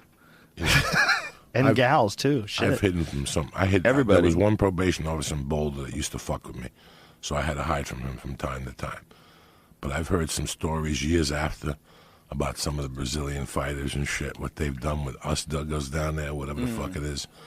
Didn't Jose Aldo stop them at the airport? Didn't something happen where they got their fucking visas returned or something like that? The Brazilians are notorious for fucking with these people. Fucking with them. Something happened. They were at the airport, and their visas got. Then there was somebody else who had a problem. Well, the guy came to Aldo's gym, and they didn't know who the guy was, and they didn't trust him. And you got to also, all suspicions aside that people always have when someone comes to you and says they're going to test you for steroids, and then you don't want to take that test. There's always going to be suspicion. Well, that's because you're guilty. But you have to take into consideration the possibility that it was not communicated very well, that you might be talking about two different languages. And Aldo, who speaks a little bit of English, but not that much, all of a sudden he's meeting these people, and he's in Brazil, and he's very famous. So he doesn't know if he's being fucked with. He doesn't know if this is real, if it's random, if they just show up. Nobody warns you. So it's not like the UFC calls you up and says, Jose, how are you, man? It's Mike from the UFC. I just want to let you know that this guy who's testing you right now for steroids is totally legit. No, they just show up, dude. They just show up, and they don't even want to present you with information. They don't want to present you with ID. Like Chael Sonnen was telling the story about how when they tested him and how bizarre it was. Didn't he say they pulled him into a bathroom or something like that to test him? Yeah, like a janitor's closet or something. They tested him in a janitor's closet. And he's like, what the fuck? You're drawing my blood? And he's like, and it turned out to actually be USADA. He goes, but it could easily have been just some fucking crazy person who just wanted my blood and my piss. You know, I mean, you don't know. It's now what happened with Tim Kennedy? What happened with him? That they went over to his house, and he came home from the gym sweaty. Oh, yeah. And the guy made him take a shower. I don't know. I didn't read the whole thing. They couldn't do the test for like an hour for some reason. I don't know. I don't remember what the reason was. Or maybe the guy had to get the test brought over or something. And the guy went in the shower. So he goes, I have to keep an eye on you. He goes, oh, really? Well, listen. He goes, I'm going to take a shower. I just got done training. And that's actually, especially if you're doing jiu-jitsu, it's actually really important. Important that you jump in the shower. Yeah, because you get scratches, and those scratches on your body, you can get staph on those. And staph lives in your nose, and it lives in saliva, and it lives in, like, when you're doing jiu-jitsu, you're just awash in bacteria. Holds USADA rep at gunpoint. Yes. When is showed this? Up at his house. The guy showed up in his driveway. When is this? This was in August. Oh, my God. Demands to know who he is. Here's the little story on it. Holy shit. Yeah, these motherfuckers are coming over like the Cubans to your house. If you're ever driving down Tim Kennedy's block, make sure he knows who the hell you are. Oh, my God. They pull up on you. You can't do that shit, Joe. You can't pull up on me like that. After slowly pulling up to Kennedy's driveway and parking his car, the USADA collector was greeted at the wrong end of a barrel. Whoa. He demanded to know who he was. It looks like Kennedy is cleaning up the streets as USADA tries to clean up professional mixed martial arts. Wow. Wow, this is crazy. He's saying that he thought the USADA rep might be a terrorist disguised as a urine collector. Wow, that's funny. Yeah, that's a dangerous guy to sneak up on. You got to be real careful. That's not a guy you want to fucking... You got to be a little... I know Diaz didn't let him in. He just told him, I'm sleeping. A lot of people don't like the idea of just being stopped. Like, you have to always worry about that. That's like an added element that you think of. That you have to be stopped in the middle of your sleep. Someone can wake you up at 7:30 in the morning. Ding dong. And you have to give them blood and piss right there. You have to. It's a deal. So you've lost blood and piss. I think so.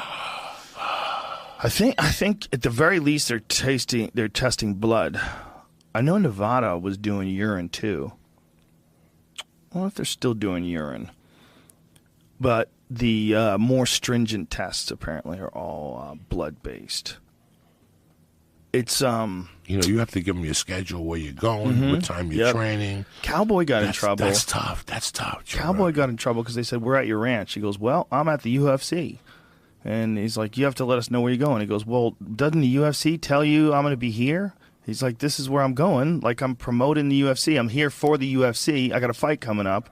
That's why I'm there. Like, they didn't tell you I was going to be there. And so they have to, like, warn him and give him, like, you're a bad boy because we didn't know where you were. Well, send someone here, motherfucker. You know where he is now. I'm here right here. Yeah, but he had to, like, give them his schedule. Like, no matter where you're going. You know, I'm going to go fishing. I'm going to be on this river. Okay, we're going to show up. Then come down the river on a mountain bike and try to collect your piss or your blood or whatever. You have no idea what life is when they get tracked second to second like that. Oh, it must be horrible. It's a fucking nightmare. What is this, Jamie? They have an app now so that they can check in and type in, like, that's so crazy. Oh, my God. Gives the GPS info. Oh, my God, that's so crazy. That's so crazy. That's how far we have to go to keep people from doing steroids. Get track him like a drone. You gotta follow him with a drone. When they came to my house, I was a criminal. I'd given up my right. It's so fucking bizarre. And they would show up. This one dude had it out for me because I told you I put the fucking Alka-Seltzer in the pistol one time, and I fucked him up. So now this little southern guy would come to me. He'd show up at my job. He'd show up fucking everywhere.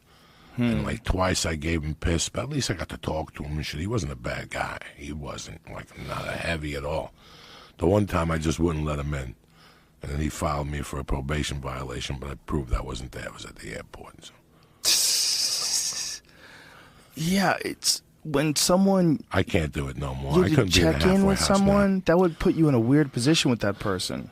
No, you have no idea. There's people who come out of prison, they put them in that situation, and they fail, and they go right back to prison. And they'll tell you, I never want to be in a halfway house situation again. Yeah. Because it's too, you know... It's not really freedom. It's not really freedom in a way, you know, at that level of yeah, gym. It's like they're weaning you off of freedom. That's why it's a halfway house, right? Right. So, okay, I'm at the gym. I leave work. I got to call them and say I'm headed over to 10th Planet HQ. What's the address? 602, whatever. And then as I'm leaving there, let's say you go, okay, we're going to go over across the street to get a protein shake. And when you go over, the place is closed. So you go next door or something like that. They could violate you for that. Yeah. It's tough to, you know, nobody... But it's working. But it's working, and it makes you accountable. Yeah, it makes you Which accountable. is the most important thing, anyway. And you're definitely going to eliminate 90-something% of the people that would be willing to take a chance and take a steroid. But then there's always the possibility that there's people that are ahead of the curve. You know, like we can't think that, you know, all those times when they had that clear stuff... When Victor Conte was using that stuff on his athletes that was undetectable, they would call it the clear. And then they figured out what the clear was, and now you can test for it. But back then, nobody had a test for it. But once they find tests for whatever the fuck people are using now that are skirting around tests, we're going to go, oh, we thought those guys were clean. Like there's going to be a certain percentage, whatever that percentage is, whether it's 10%, there's always going to be a percent that's trying something. There's always going to be a percent that's willing to try something. It's just out of all the people that we know are clean, if there's 100 people, is it one guy that takes a chance and does something weird and then gets caught a few years later when they figure out a test for it? Bro, Might be. Victor Conte was taking it to different levels. Oh, he was. Gummy bears in the 6th inning? Yeah. Come on. Yeah, and they would be out of your system. Bears. Yeah. In the 6th inning. Now, let me ask you a question. I know you're not going to say yeah. I know Jamie's been watching it lately. Jamie, tell me the truth. Has Pete Rose been killing it lately? Tell me the truth, Jamie. Pete Rose, what do you mean? He's been killing it on national TV. Pete the Rose. Baseball player? Oh, what's he doing? He's doing like this analyzing, but they got him and Alex Rodriguez. Oh, my God. They're killing it. Joe Rogan, you got to. This is 2016. Pete Rose with a bow tie. Because Pete Rose, no matter, I've never been mad at Pete Rose. Remember, Pete Rose was one of my heroes, though. Yeah. Pete Rose was one of my heroes. I've never gotten mad at Pete Rose. He's human. But in a way, how they treat him, but he was a junkie, and he was a piece of shit for a while. Like, he was a gambling junkie, you know. He was a piece of shit for a while. But enough. He's fucking Pete Rose, dog. Right. And I'm telling you, I watched this show one night, and I was dying how funny he is, like how crazy he is. And they're going to keep him around, Fox. I hope they fucking do. Well, did you ever watch him, Joe, anything? Look at him there. That bow tie. That's classic. How old is Pete Rose now? 50s or 60s? 60s? I just feel bad that, you know, there was all the speculation that he had done 75. Wow. Jesus. Yeah. There was all that speculation that he had gambled on his own team. But I don't think that was ever shown. Listen, you have to assume. I'm a gambler. Can you do me a favor, Jamie? Can you put up, for Joe Rogan, can you put up Pete Rose against Ron Boone in the All-Star game? This is when I had to show people at a bar one night. I go, you youngsters never know who Pete Rose is. Nah, let me just show you who Pete Rose is. Pete Rose tackles Ron Boone, but the beauty of this, it's an All-Star game. You never saw this, Joe Rogan? No. Look at you. You're beside yourself. Oh, no, because I get allergies and shit in the afternoon. Oh, boom. Look at this. Look, all right, this is this guy, how he played. Like, this guy was an American savage, Joe Rogan. He's a barbarian. Charlie but Hustle. This is crazy. This is still the Look at it. Oh, my God. He just took him out. And he tells him, don't ever block that fucking base again, cocksucker. Oh, Look at him. Shit. Like, he was the last of the real fucking Americans. He fucked up. Yeah, he bet. I'm a gambler. He bet on his own team. He wrecked that dude. He literally tackled him. Oh, my God. Full clip, shoulder down. Now, here's the beauty. If you put and then on... yelled at him. Let me tell you something. 1973, I was 10 years old, and I went to see the Mets against the Cincinnati Reds. I was in my fucking haven. It was the fucking All-Star game. It was the National League Eastern Conference, and he beat up Bud Harrelson in second. I left there. Look at this. I left there so fucking happy. I went there with my mom, my stepdad. We were sitting behind Tony Perez's family, and Pete Rose is beating up on Bud Harrelson. I left there with my fucking dick harder than that. And I had the chicken pox. I went to that game with the fucking chicken pox. So here's my question to you. Go ahead. How come this can't happen today? Like, how come the guy can't run into the guy at home base today? That would be a 3-month suspension. 3 month suspension. That would for definitely Pete Rose, be a was, suspension. It was nothing, right? Nothing. And that was one of the greatest. Look at that team right there that's playing. That's one of the greatest. You'll never see anything like that They're going again. After it. Yeah, that's New York City. This is fucking tremendous, dog. Oh, my goodness. This is awesome. What a fight. Oh, why'd they cut it off? What a terrible time to edit it. It was just getting good. Yeah, Pete Rose got in a bunch of his fights, right? Fist fights. He used to tackle you at second base. He played baseball, bro. Right. He played, Cincinnati. Somebody would get hurt on Cincinnati Reds, and bench would automatically go to first. And Plummer would play. Like, Plummer was like fucking God. And he sat by, it was just when me and Goldberg get together, we talk about the Cincinnati Reds because I grew up on them. But at this point, I think I don't give a fuck about the Hall of Fame for Pete Rose. I know he gambled on his own team. But if you know any history of gambling in professional sports, guess what, Joe Rogan? They're all losers. They all lose a ton of money. Tons of money. From Art Schlichter to fucking Pete Rose. There was another one that used to bet on, Art Schlichter didn't get caught betting on himself.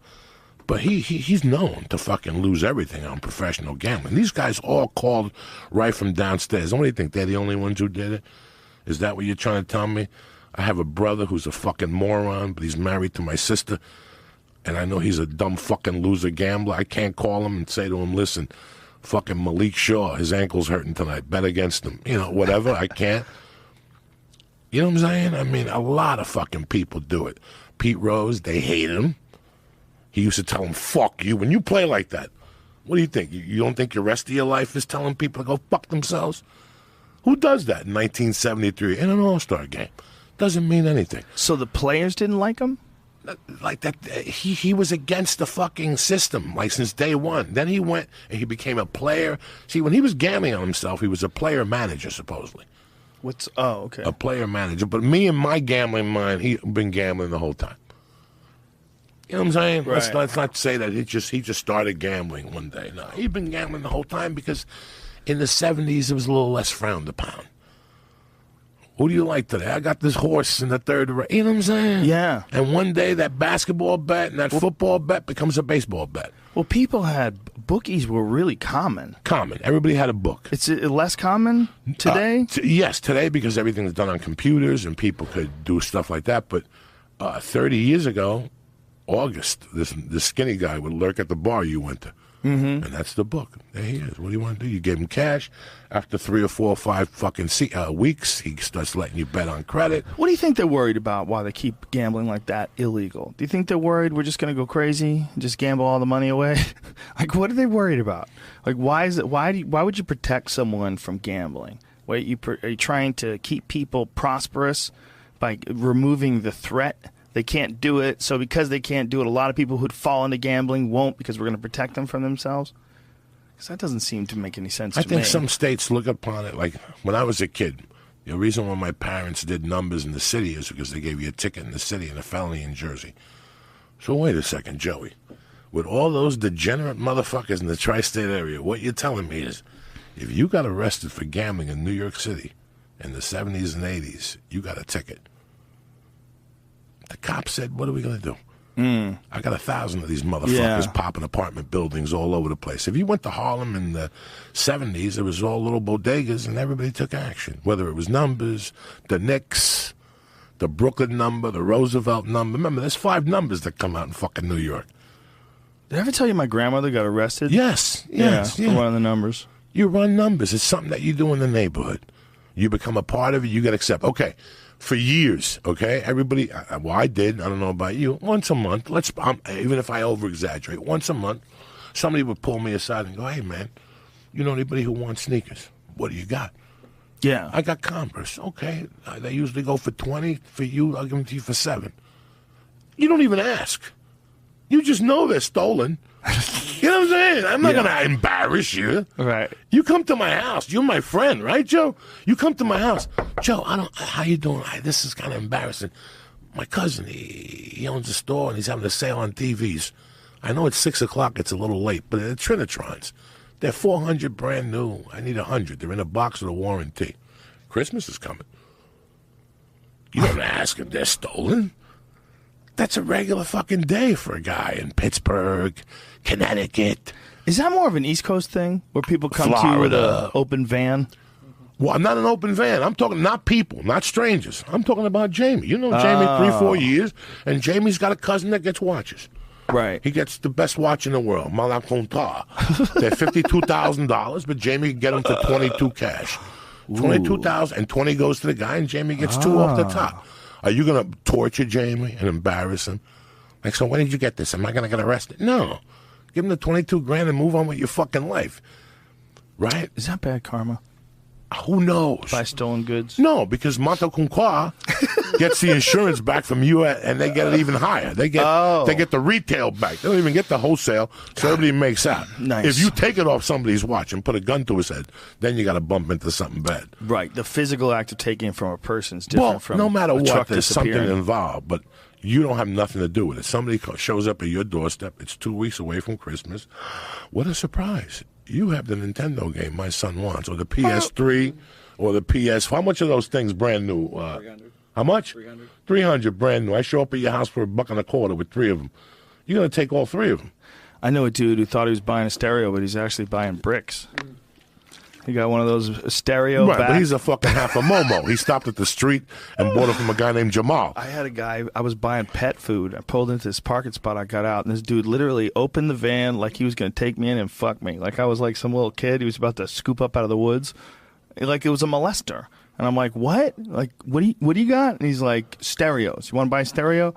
I was like, this is the weirdest. He opened up the door like as people parked the car and like was literally like, going, hey man, you want some of this? Like, what? You're asking for trouble if you do business with one of those guys. Well, that's the most obvious shit ever. You know, he's just randomly trying to sell a stereo out of the back of a van. Like, now, what are these things that they do in whatever? Like the people go and they have, what are they called? Junkets here? When I was press junkets? No, I'm sorry. The thing off the fucking 5 that you always see in the movies and all the fucking Friday, they all go to a place and they buy stereos and Raider hats.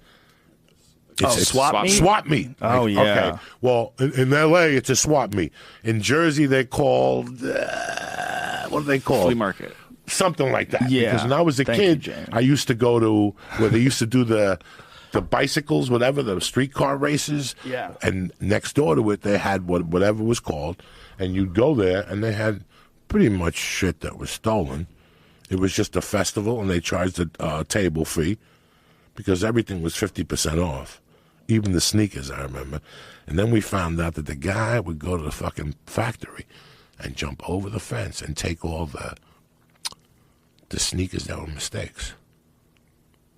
So the irregulars, they would take those and just sell them at those flea markets, swap meets. And then we found out, we cut into his action. I swear to God, we cut into that action and the Banaka action. Remember those tubes of Banaka? Breath spray? They would throw thousands of them out with the little things, like the chemical was off. You start blinking too much.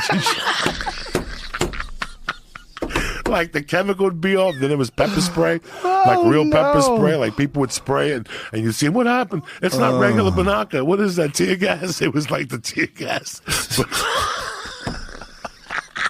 And we had the Spanish kid that was half retarded, and we'd make him jump the fence, and we'd have thousands of tubes. And we'd sell them for 50 cents a piece on Monday in the 6th and 7th grade. Hilarious. But there was always 3 kids that complained. There was a little, like, the chemical imbalance was all. Oh, it's hilarious. Yeah, there's like more shenanigans in the East Coast, it seems like. But no, you know who cut into that sneaker business? Who? Ross. Ross, Dress for Less? Sure, all those companies that you go and the jeans are 20% off because there's a regular stitch. Now they became the fucking junkets for those. You know how you have a friend that has a bit, and then that bit is always connected to that place? Like Ross, Dress for Less is Sebastian. Right, every time you go to Ross. Sometimes I don't even go to Ross because I think it's Sebastian. I mean, that's like, I can't see Ross, Dress for Less. Ross, Dress for Less? When he does that whole bit about it. What is this mountain of flip-flops and shoes? When he just pulls shit off the shelf and just fucking throws it down the aisle. That's a funny bit. But it's one of those, it just cements in your head if you think about Ross, Dress for Less. Like, there's got to be other bits like that, right? Like, okay, roller derbies or roller skating rinks. I take my daughter to a roller skating thing. It's a little party at a roller skating rink. Everybody skates around. You know what I think about? Brent Ernst and his crazy roller skater bit. Remember that bit about the old dude? Yeah. I think that was really good. That would go to the skater rink and skate backwards. It was hilarious. Now, let me ask you something. Your years in the East Coast, did you ever go roller skating at one of those places on Sunday with Guido and Cousin Vinny? No, I missed a lot of stuff because once I got into martial arts, I didn't want to do anything that would hurt me outside of martial arts because I didn't want to get hurt. So I didn't want to ski, didn't want to ride motorcycles. I didn't want to skate. I didn't roller skate. I didn't ice skate. I don't know how to ice skate. No, that's dangerous. Fuck you. I bowled. I got a bowling ball at some point in the game. That wasn't bad. I'd go to the Bronx and bowl. I roller skated. I went like 3 times in the 7th grade. In like Paramus, New Jersey, had like a roller rink. And it was the one that Brent was just talking about. Oh, really? Staying alive. And yeah. you would, you know.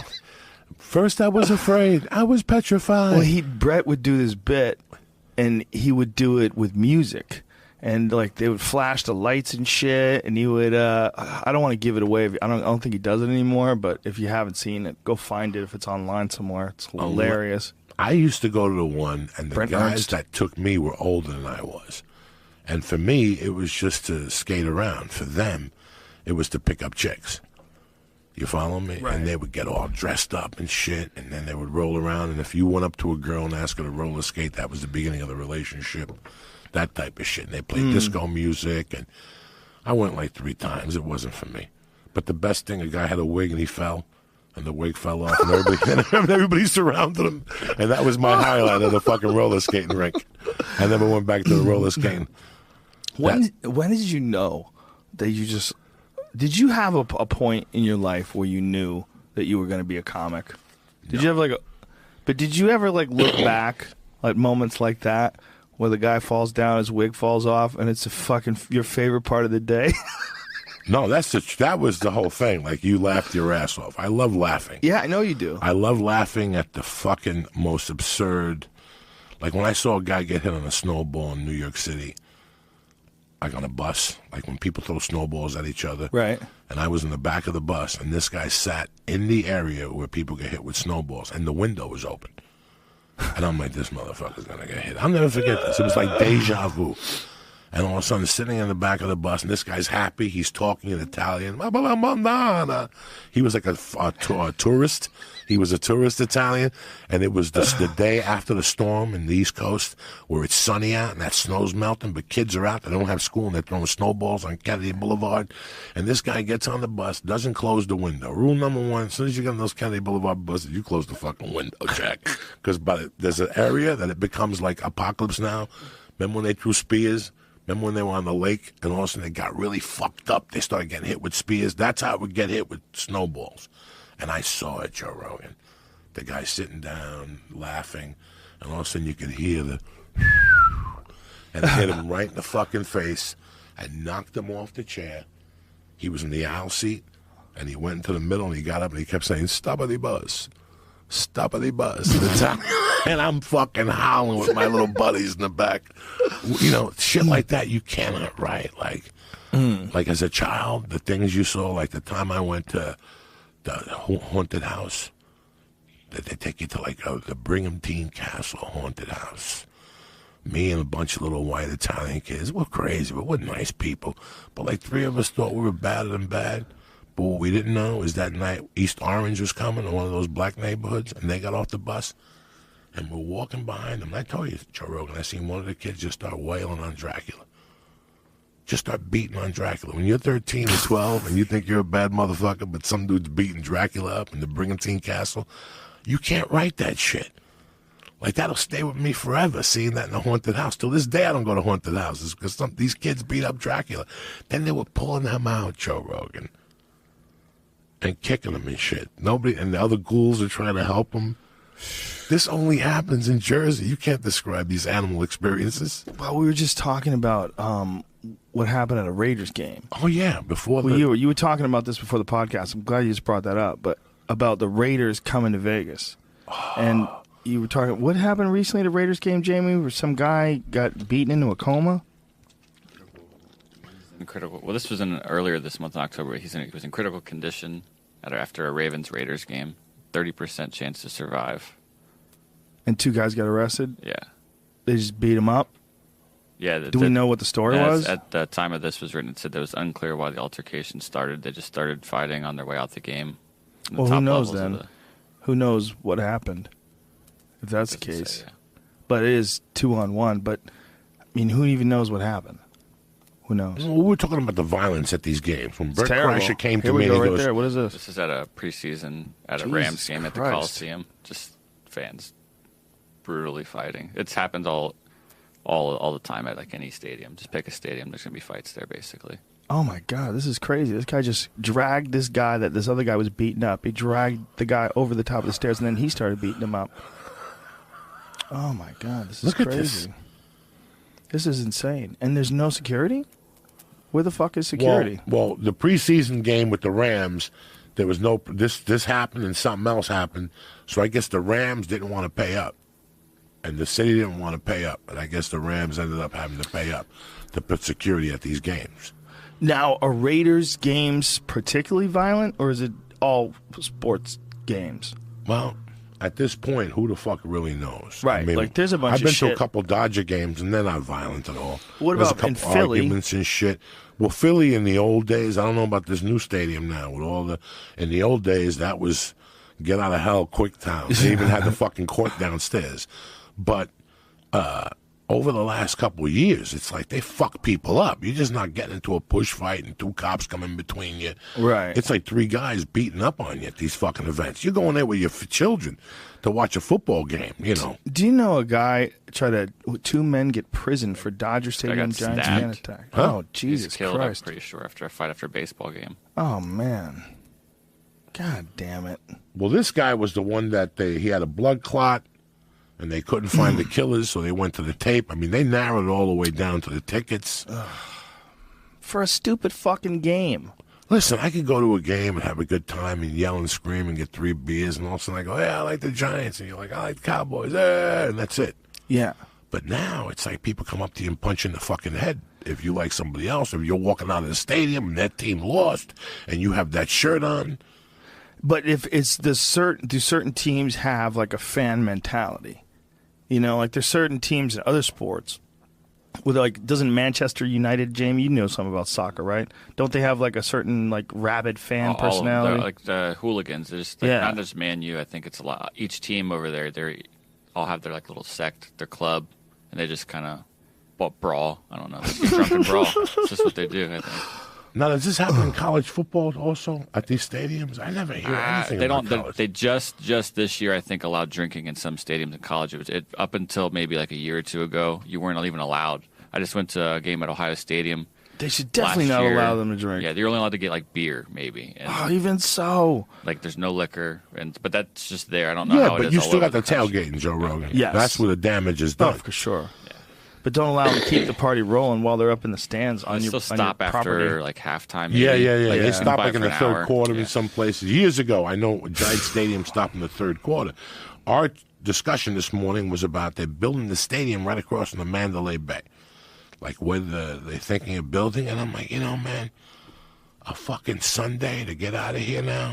Let me ask you this. Is there a benefit to keeping, like if they bought a team that's for sale, like the Raiders, let's just say the Raiders, is there a benefit to keeping that name?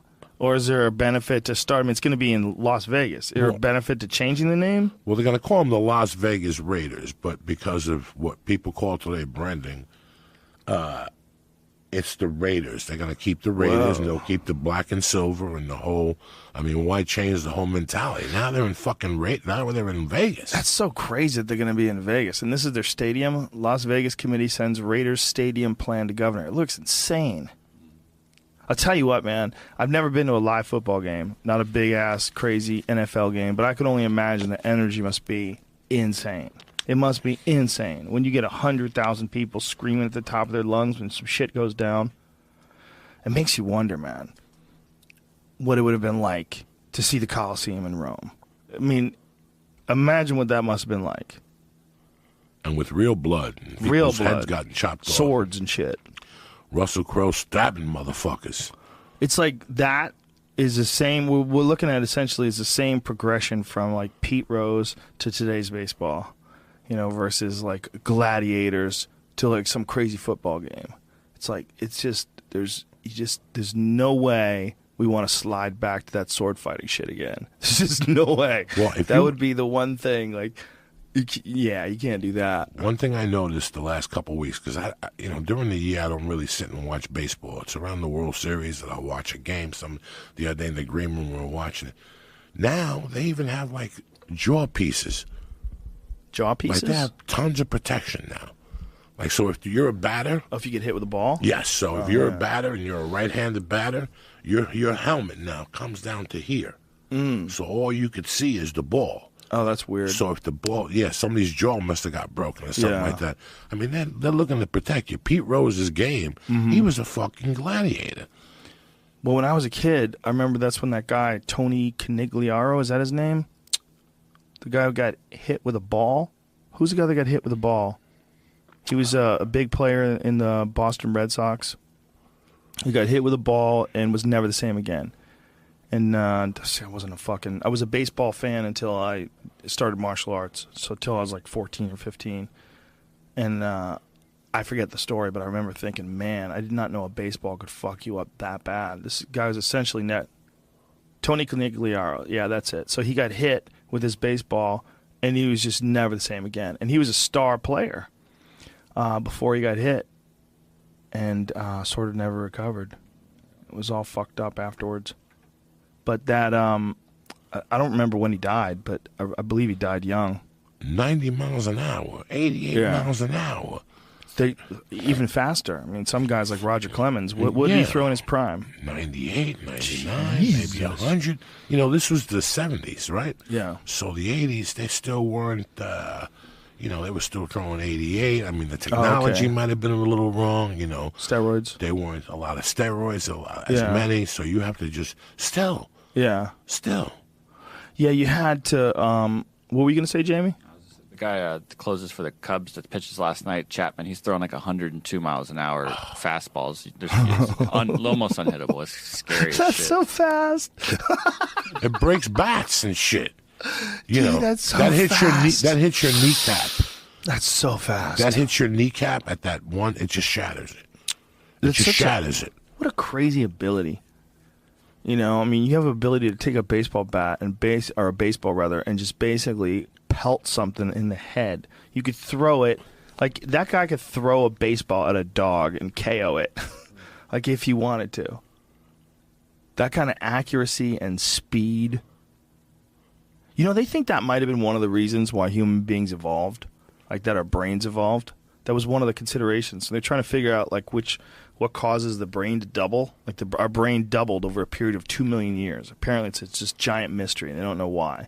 There's a bunch of thoughts as to why it did it. People started eating more meat. They started cooking their meat. They get them more access to nutrients. But another weird one is they think it might have had something to do with the throwing arm. That when people figured out that they could pick stuff up and throw it at something, that they started getting clever. And that's when they started like devising new solutions to problems. And it gave them more access to food because they could kill animals better. So they were throwing rocks like squirrels and shit and eating them. So what you mean to tell me it's on its own? Our brain has doubled in size. Over a period of 2 million years, the human brain doubled. Which seems like a long... No, it was a long time ago. Yeah, but there's more information. Yeah, there was no growing. books back then. Yeah, there was during the time the human brain doubled, we were basically going from these, more primitive hominids to becoming a human being. And then there was this sort of a period where things move along at a fairly slow pace, but then all of a sudden something explodes over what seems like a long time, but 2 million years is not that long in evolutionary terms. So something happened when we were some sort of monkey creature. And during that time, there was a change where we mutated and our brain doubled in size and we became way more sophisticated. You know, the fun shit is to think that was aliens. The fun shit is to think that aliens came down and, put its sperm in a monkey or did some tests with, took one of the early primates and added alien DNA to it and dropped it back off, and that's why the brain got so big so quick. But we figured some shit out, man. And the people that didn't figure it out, they didn't live. We probably figured out high spaces, keep you away from cats. You got to climb up high. You got to figure out how to invent weapons. You got to we're soft. Like we didn't get the fangs, we didn't get the claws. But we got the crazy brain, and we went the crazy brain option. And over 2 million years, somehow or another, for whatever reason, it grew. It's pretty nuts when you think about it. Because every other animal on this fucking planet is basically, like, there's some advanced animals, like chimps and dolphins and some other advanced animals, that we think are real smart, like octopus. We're not exactly sure how their little brains work. But when it comes to doing the kind of shit that we can do to the planet... We fly. We change the temperature of buildings. We project video. We can film things in real time and then show them seconds later on this little tiny thing that slips right into your pocket. I mean, we're on some weird, complete different level than everything that exists in terms of, if maybe not our actual overall intelligence, our ability to change our environment and change space around us. There's nothing like us, man. Who knows what the fuck caused that? They don't know. Terrence McKenna thinks it's mushrooms. That's what he thinks. He thinks it's called the stoned ape theory. He thinks these ancient monkeys found some mushrooms, ate them, and then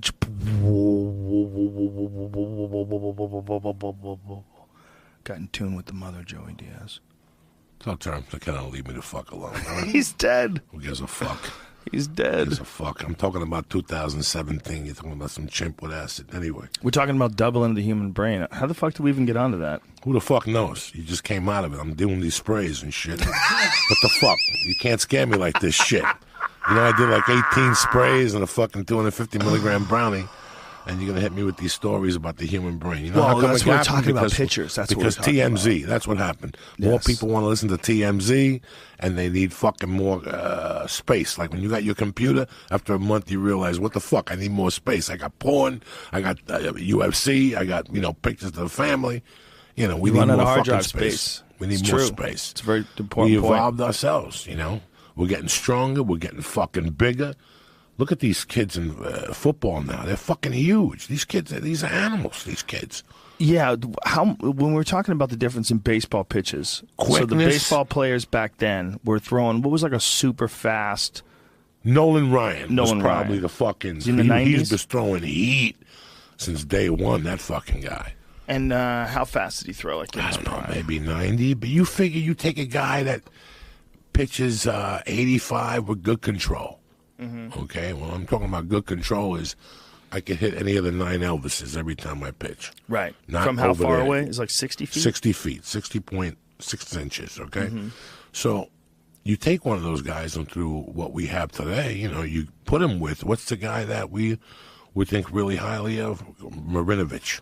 Yeah, Marv Marinovich. Okay, you put him with like a Marinovich guy to strengthen those fucking, all those muscles that they haven't figured out before. You know, that's quick. You know, and how long do those guys last, Jamie? A few years. But Nolan Ryan, he lasted a long ass time. Yeah, but he had to cut his fucking. Clemens. They had to take the surgeries and the whole thing. Nolan have a bunch of surgeries. On his you know, shoulder? to have that type of, you know, because it's not just your arm. Right. Okay, it's not your. It starts when you pick that fucking leg up. Mm-hmm. When you pick that leg up, the energy of that leg, you know, on your own time, not tonight. Next time you smoke a joint late at night and you got insomnia, just look at and put up the 10 best pitches and look what their front leg does, and how that front leg also controls their timing. There's a pitcher now that pitches for Chicago that you're sitting there and you're waiting for the ball. What the fuck's he doing? What the fuck's he throwing already, you fuck? Because it's a fucking angle.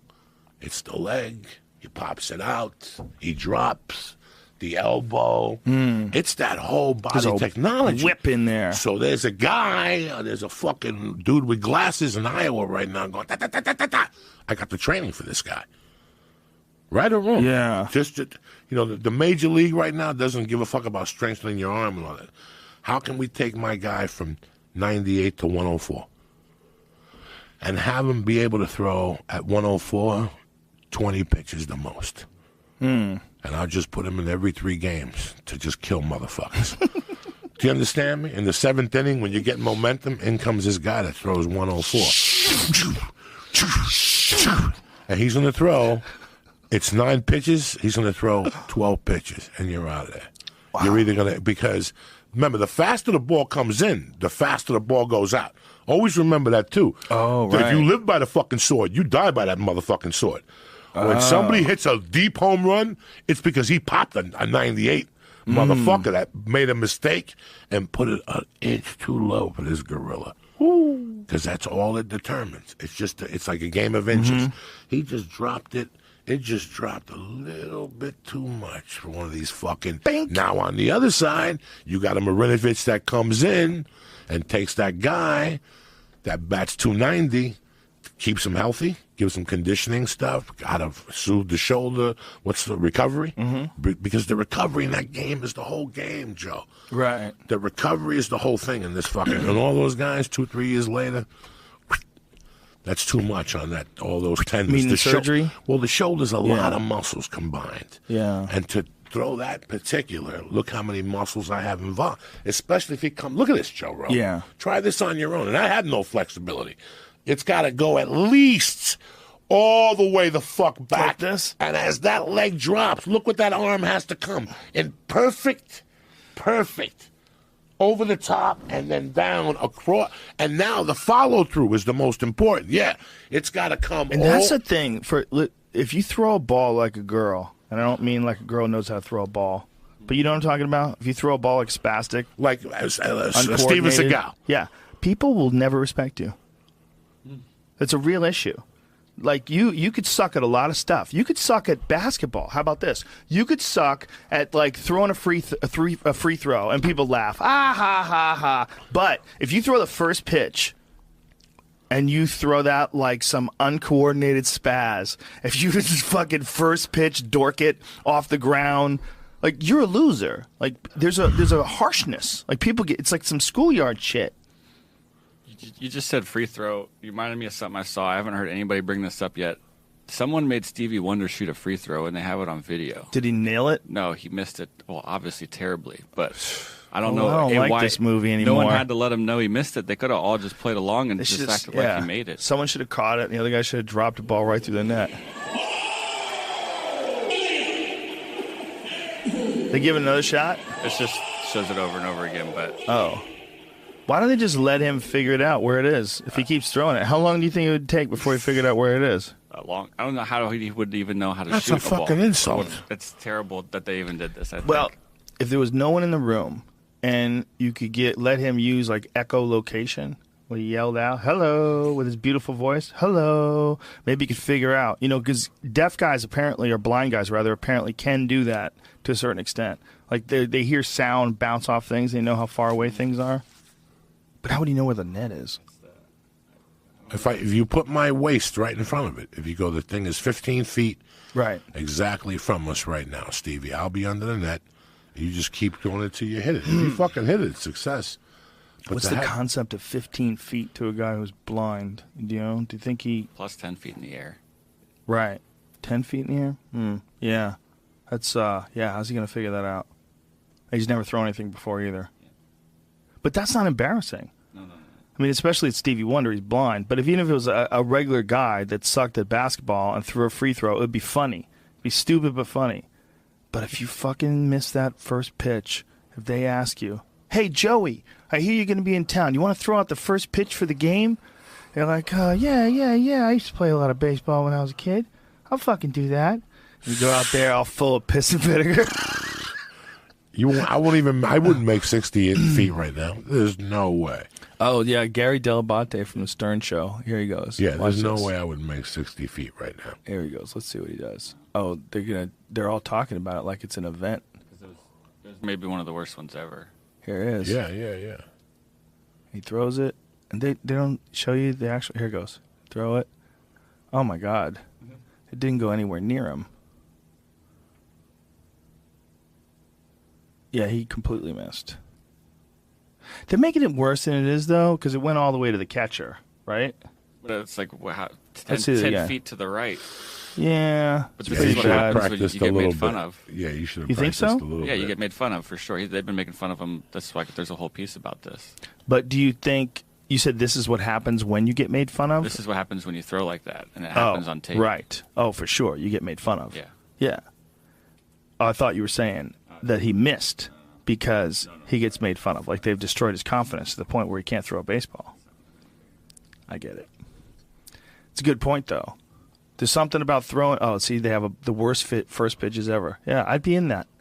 I'd be in that for sure. I can't Me too. fucking throw a ball. I tried throwing a football a couple of months ago. Oh, Horrific. throw a football. It's gone. Oh, this guy's totally Whatever I had missed. in my shoulders is gone. I'm living on fucking smoke in my shoulders. There's nothing in there. I don't know how they're not hurting me. There's nothing in there. Really? I don't think so. Did you get an MRI? No.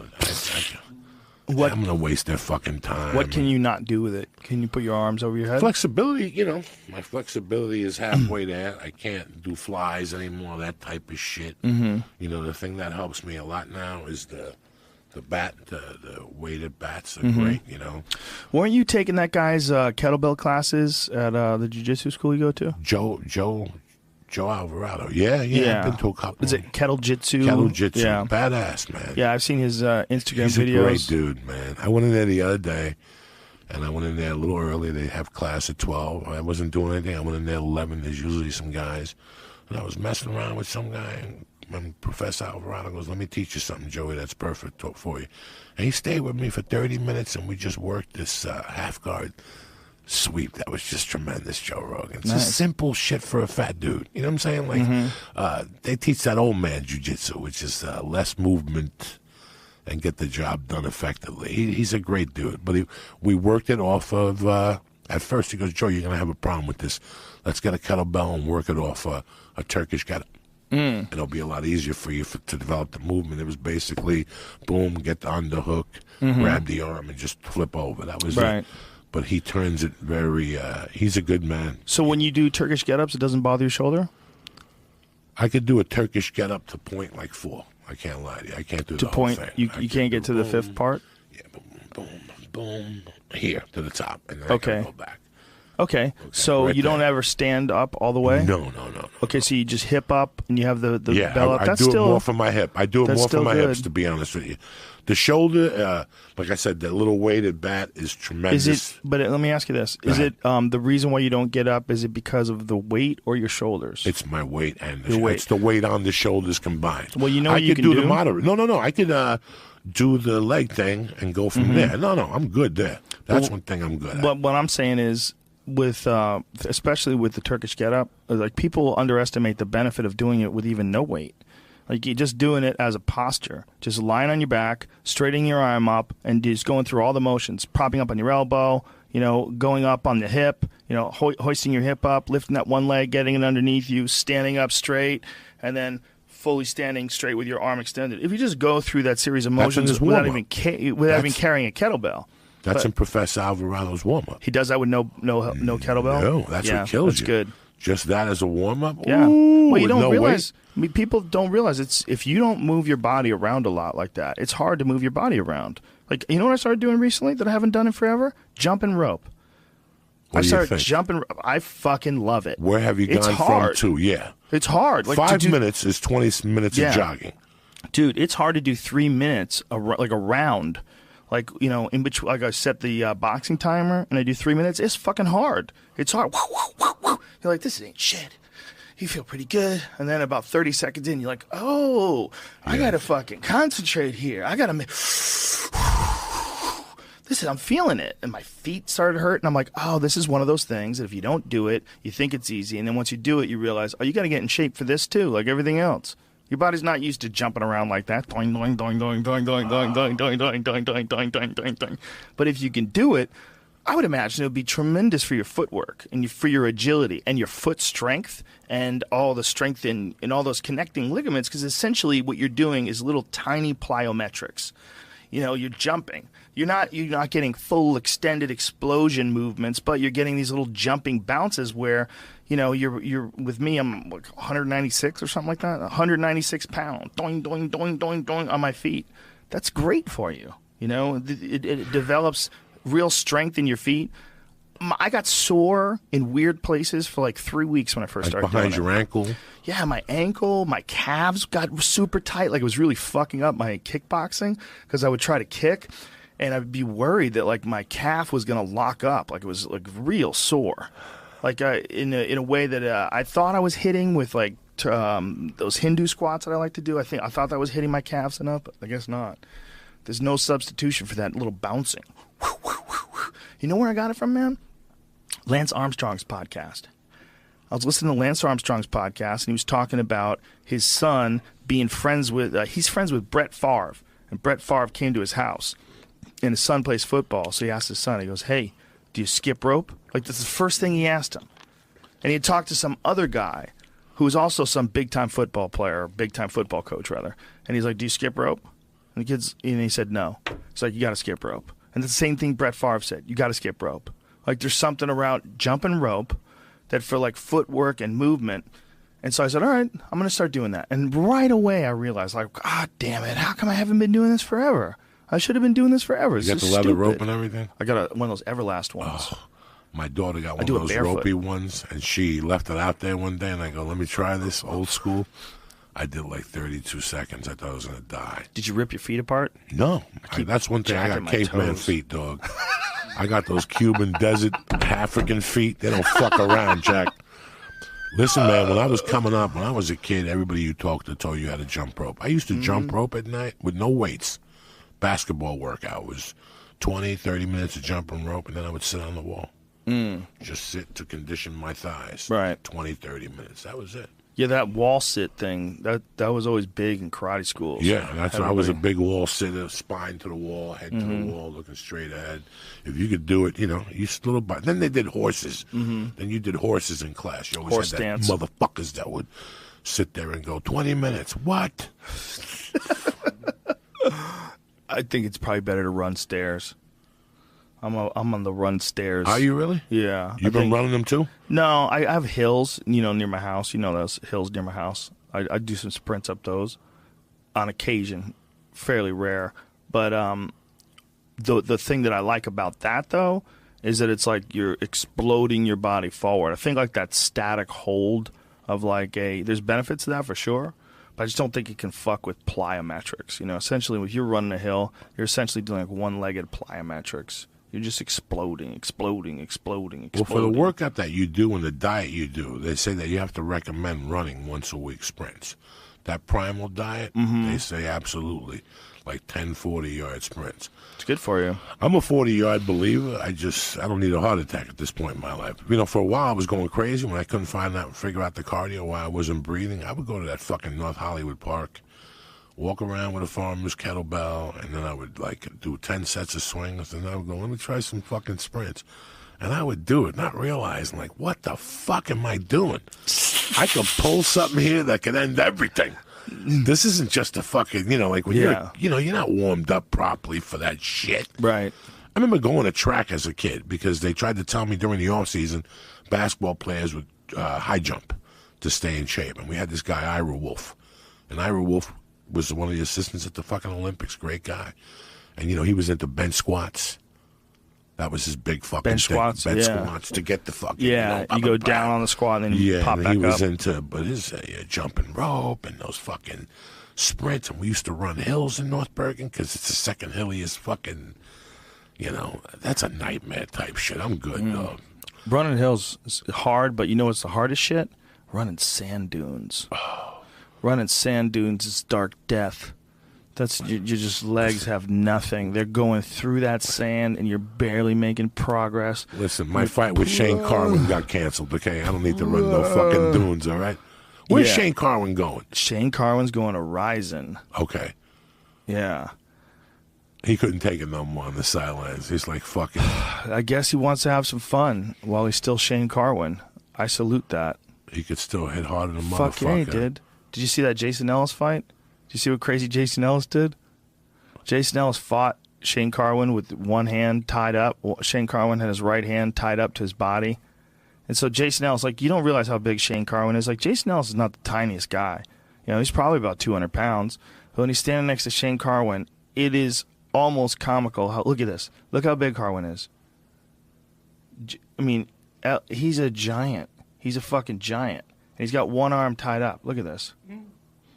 And he looks good, dude. Physically, he looks jacked. He hasn't fought in a while, but obviously he's been working out.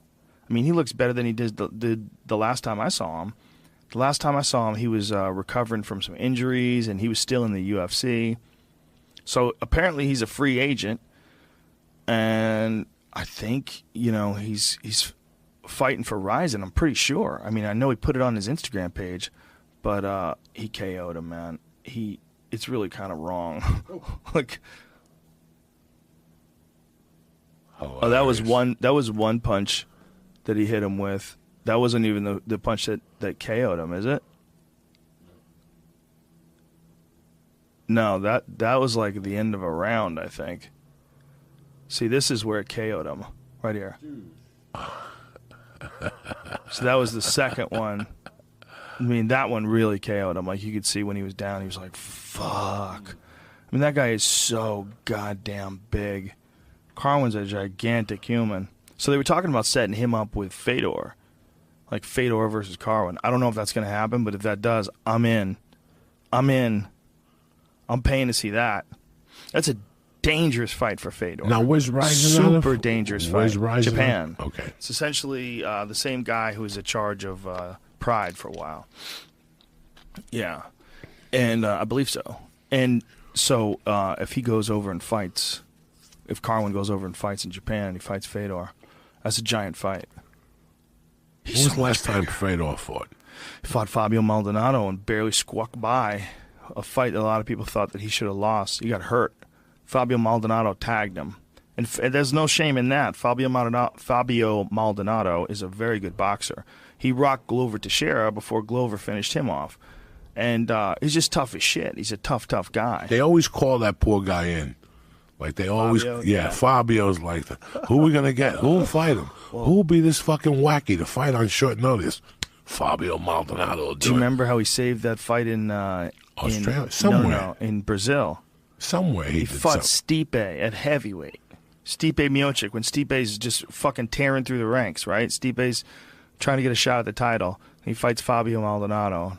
Stipe just ran through him. It was horrific. Stipe's a scary guy as a heavyweight. And Fabio Maldonado just was not the same size. Just did not belong in there with him, Just too big, too strong, too fast. It's too hard. It was a scary fight.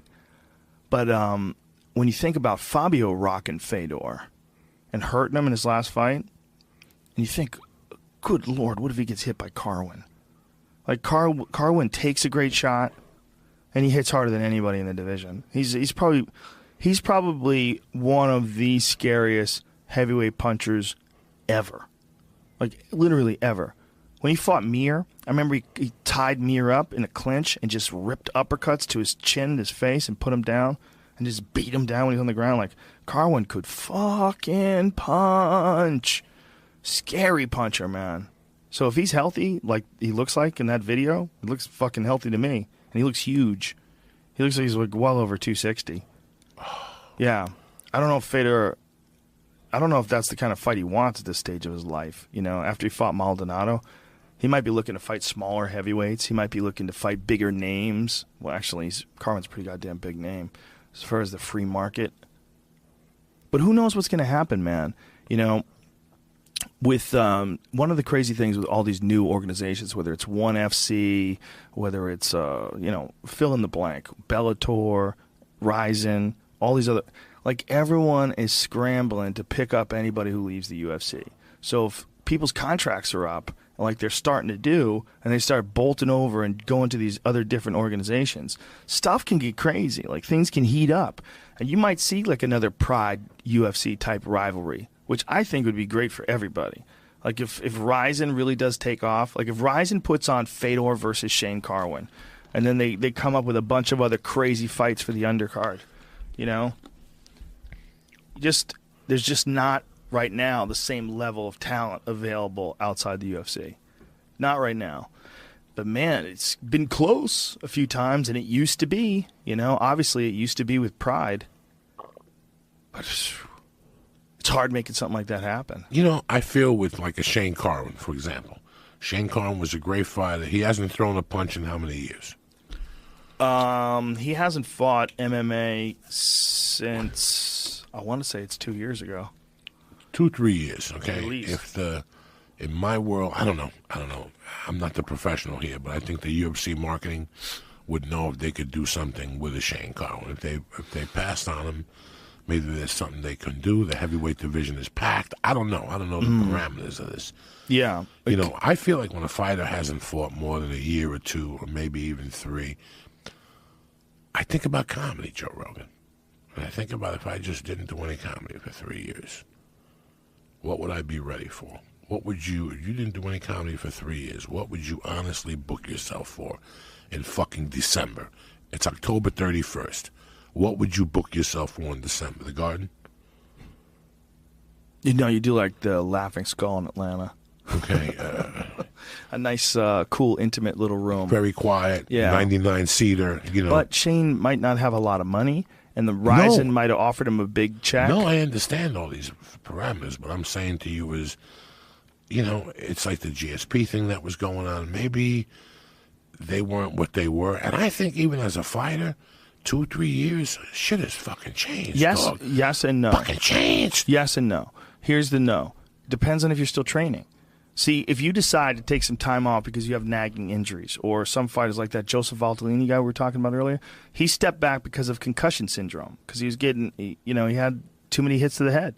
And so he recognized it, was having some real symptoms, and he said, you know what, I have to resign. So he gave up his belt.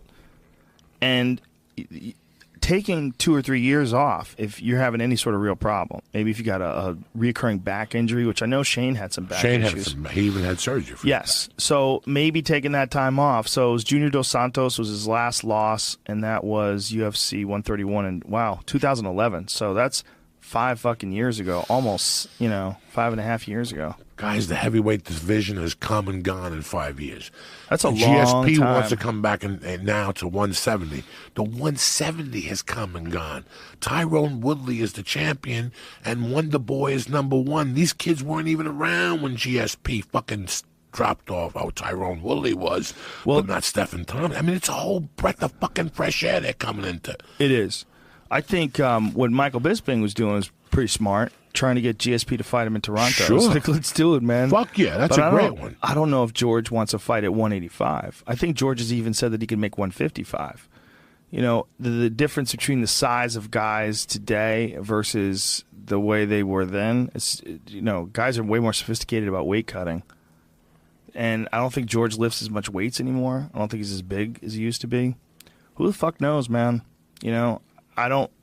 If the guy wants to compete, the game moves very fast. MMA has moved so much in 2-3 years that, you know, they got a lot of these people that are watching UFC today don't even really know who Shane Carwin is. We've got a whole new batch of audience that's coming. That is true. And the but same has even worked for GSP. I'm a fan of GSP. I love to see him fight again. But I had to ask myself questions as the UFC. Like, I want to learn. It's like watching fucking Shark Tank. You know what I'm saying? You want to learn. Well, I think the UFC's argument, as far as what I had heard, and this is all the shit I read online. I don't talk to the UFC about business. No. You're not like, interested. we read different dumb shit. But what I had read online was that they were not in agreement with how much money it was going to cost to promote a fight with them. And that the people that watch the fight today, that are fans of Ronda Rousey and they're fans of Conor McGregor and all these current UFC fighters, that maybe these fans that have only been fans for a couple of years, they kind of forgot This GSP, is what I was thinking just care. on my own. I'm like, in 3 or 4 years, Ronda. Right, but you don't think that it would take one fucking promotional special, one thing they do on Fox for people remember, just watch some of the fucking epic fights with John Fitch, with BJ Penn, you know, watch him submit Matt Hughes when Matt Hughes was at the top of the world, watch him beat down Matt Serra after Matt Serra stopped him and won the title. You watch some of those fights and then you hear him talk and you see what a gentleman he is. Come on, man. That guy's golden. I love him to death. He's golden. Even the 4 names you mentioned. They're fucking dinosaurs. I agree. But you know what I think a guy like GSP has to do? He's got to do a tune-up fight. I really believe that. I think that would help everybody. I think that's what you would do in boxing. The only one who never did that is Sugar Ray. Sugar Ray Leonard went out of retirement right to Marvin Hagler. Oh. Right in there. Just jumped right into Marvin fucking Hagler. And everybody was like, you're crazy. You need a tune-up fight. And apparently, he had some gym fights where they set up some smokers in the gym. Just sort of like we were talking about earlier that they do with the Muay Thai. Did he beat Marvin Hagler eventually? He beat him. Beat him by decision. Very controversial fight, though. Some people think that Marvin should have won. I would say it's probably one of those fights where it was almost 50-50. Amongst my friends, it was at least. Amongst a lot of people I knew, a lot of people thought that Marvin did more damage, it landed the harder shots, and what Sugar Ray was doing was just throwing pity-pat punches.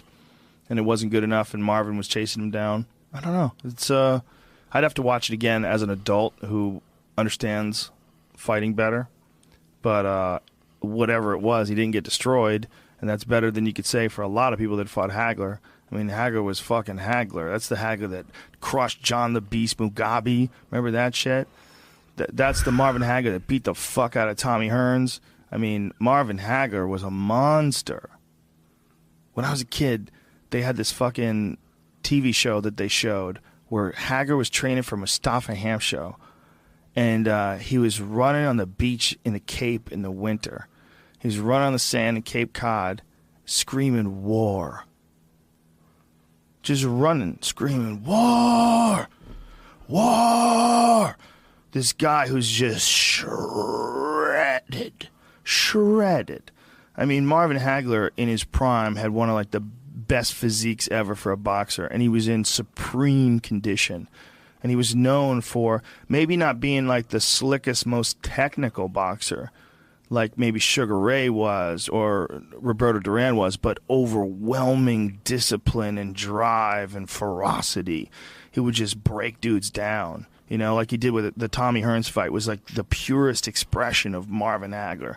Just give me, these guys are fighting for the fucking middleweight championship of the world. It's a giant fight between two superstars. And what do? They just throw caution to the wind and meet in the center of the ring and start throwing bombs. There was no boxing in that fight.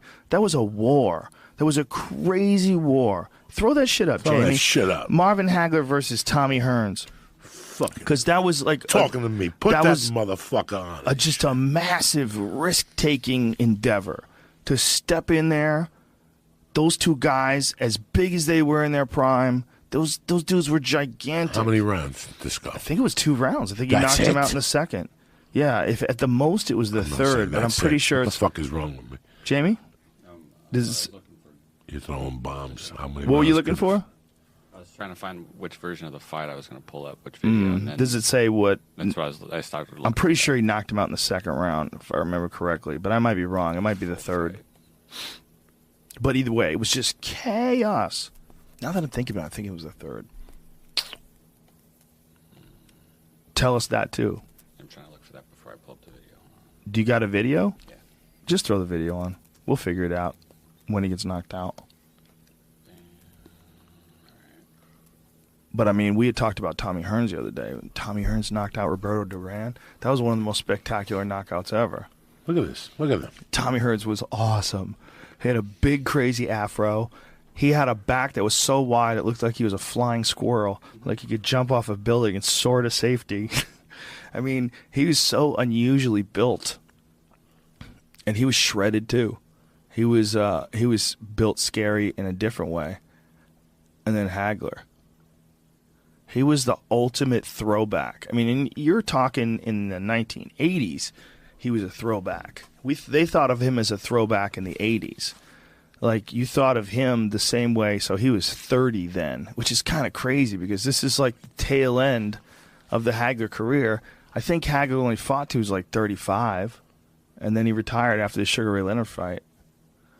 But this was Hagler, you know, when prime. He was Hagler. This is prime. Yeah. 30 years old. This is as good as it fucking gets. 5'9", 160 pounds.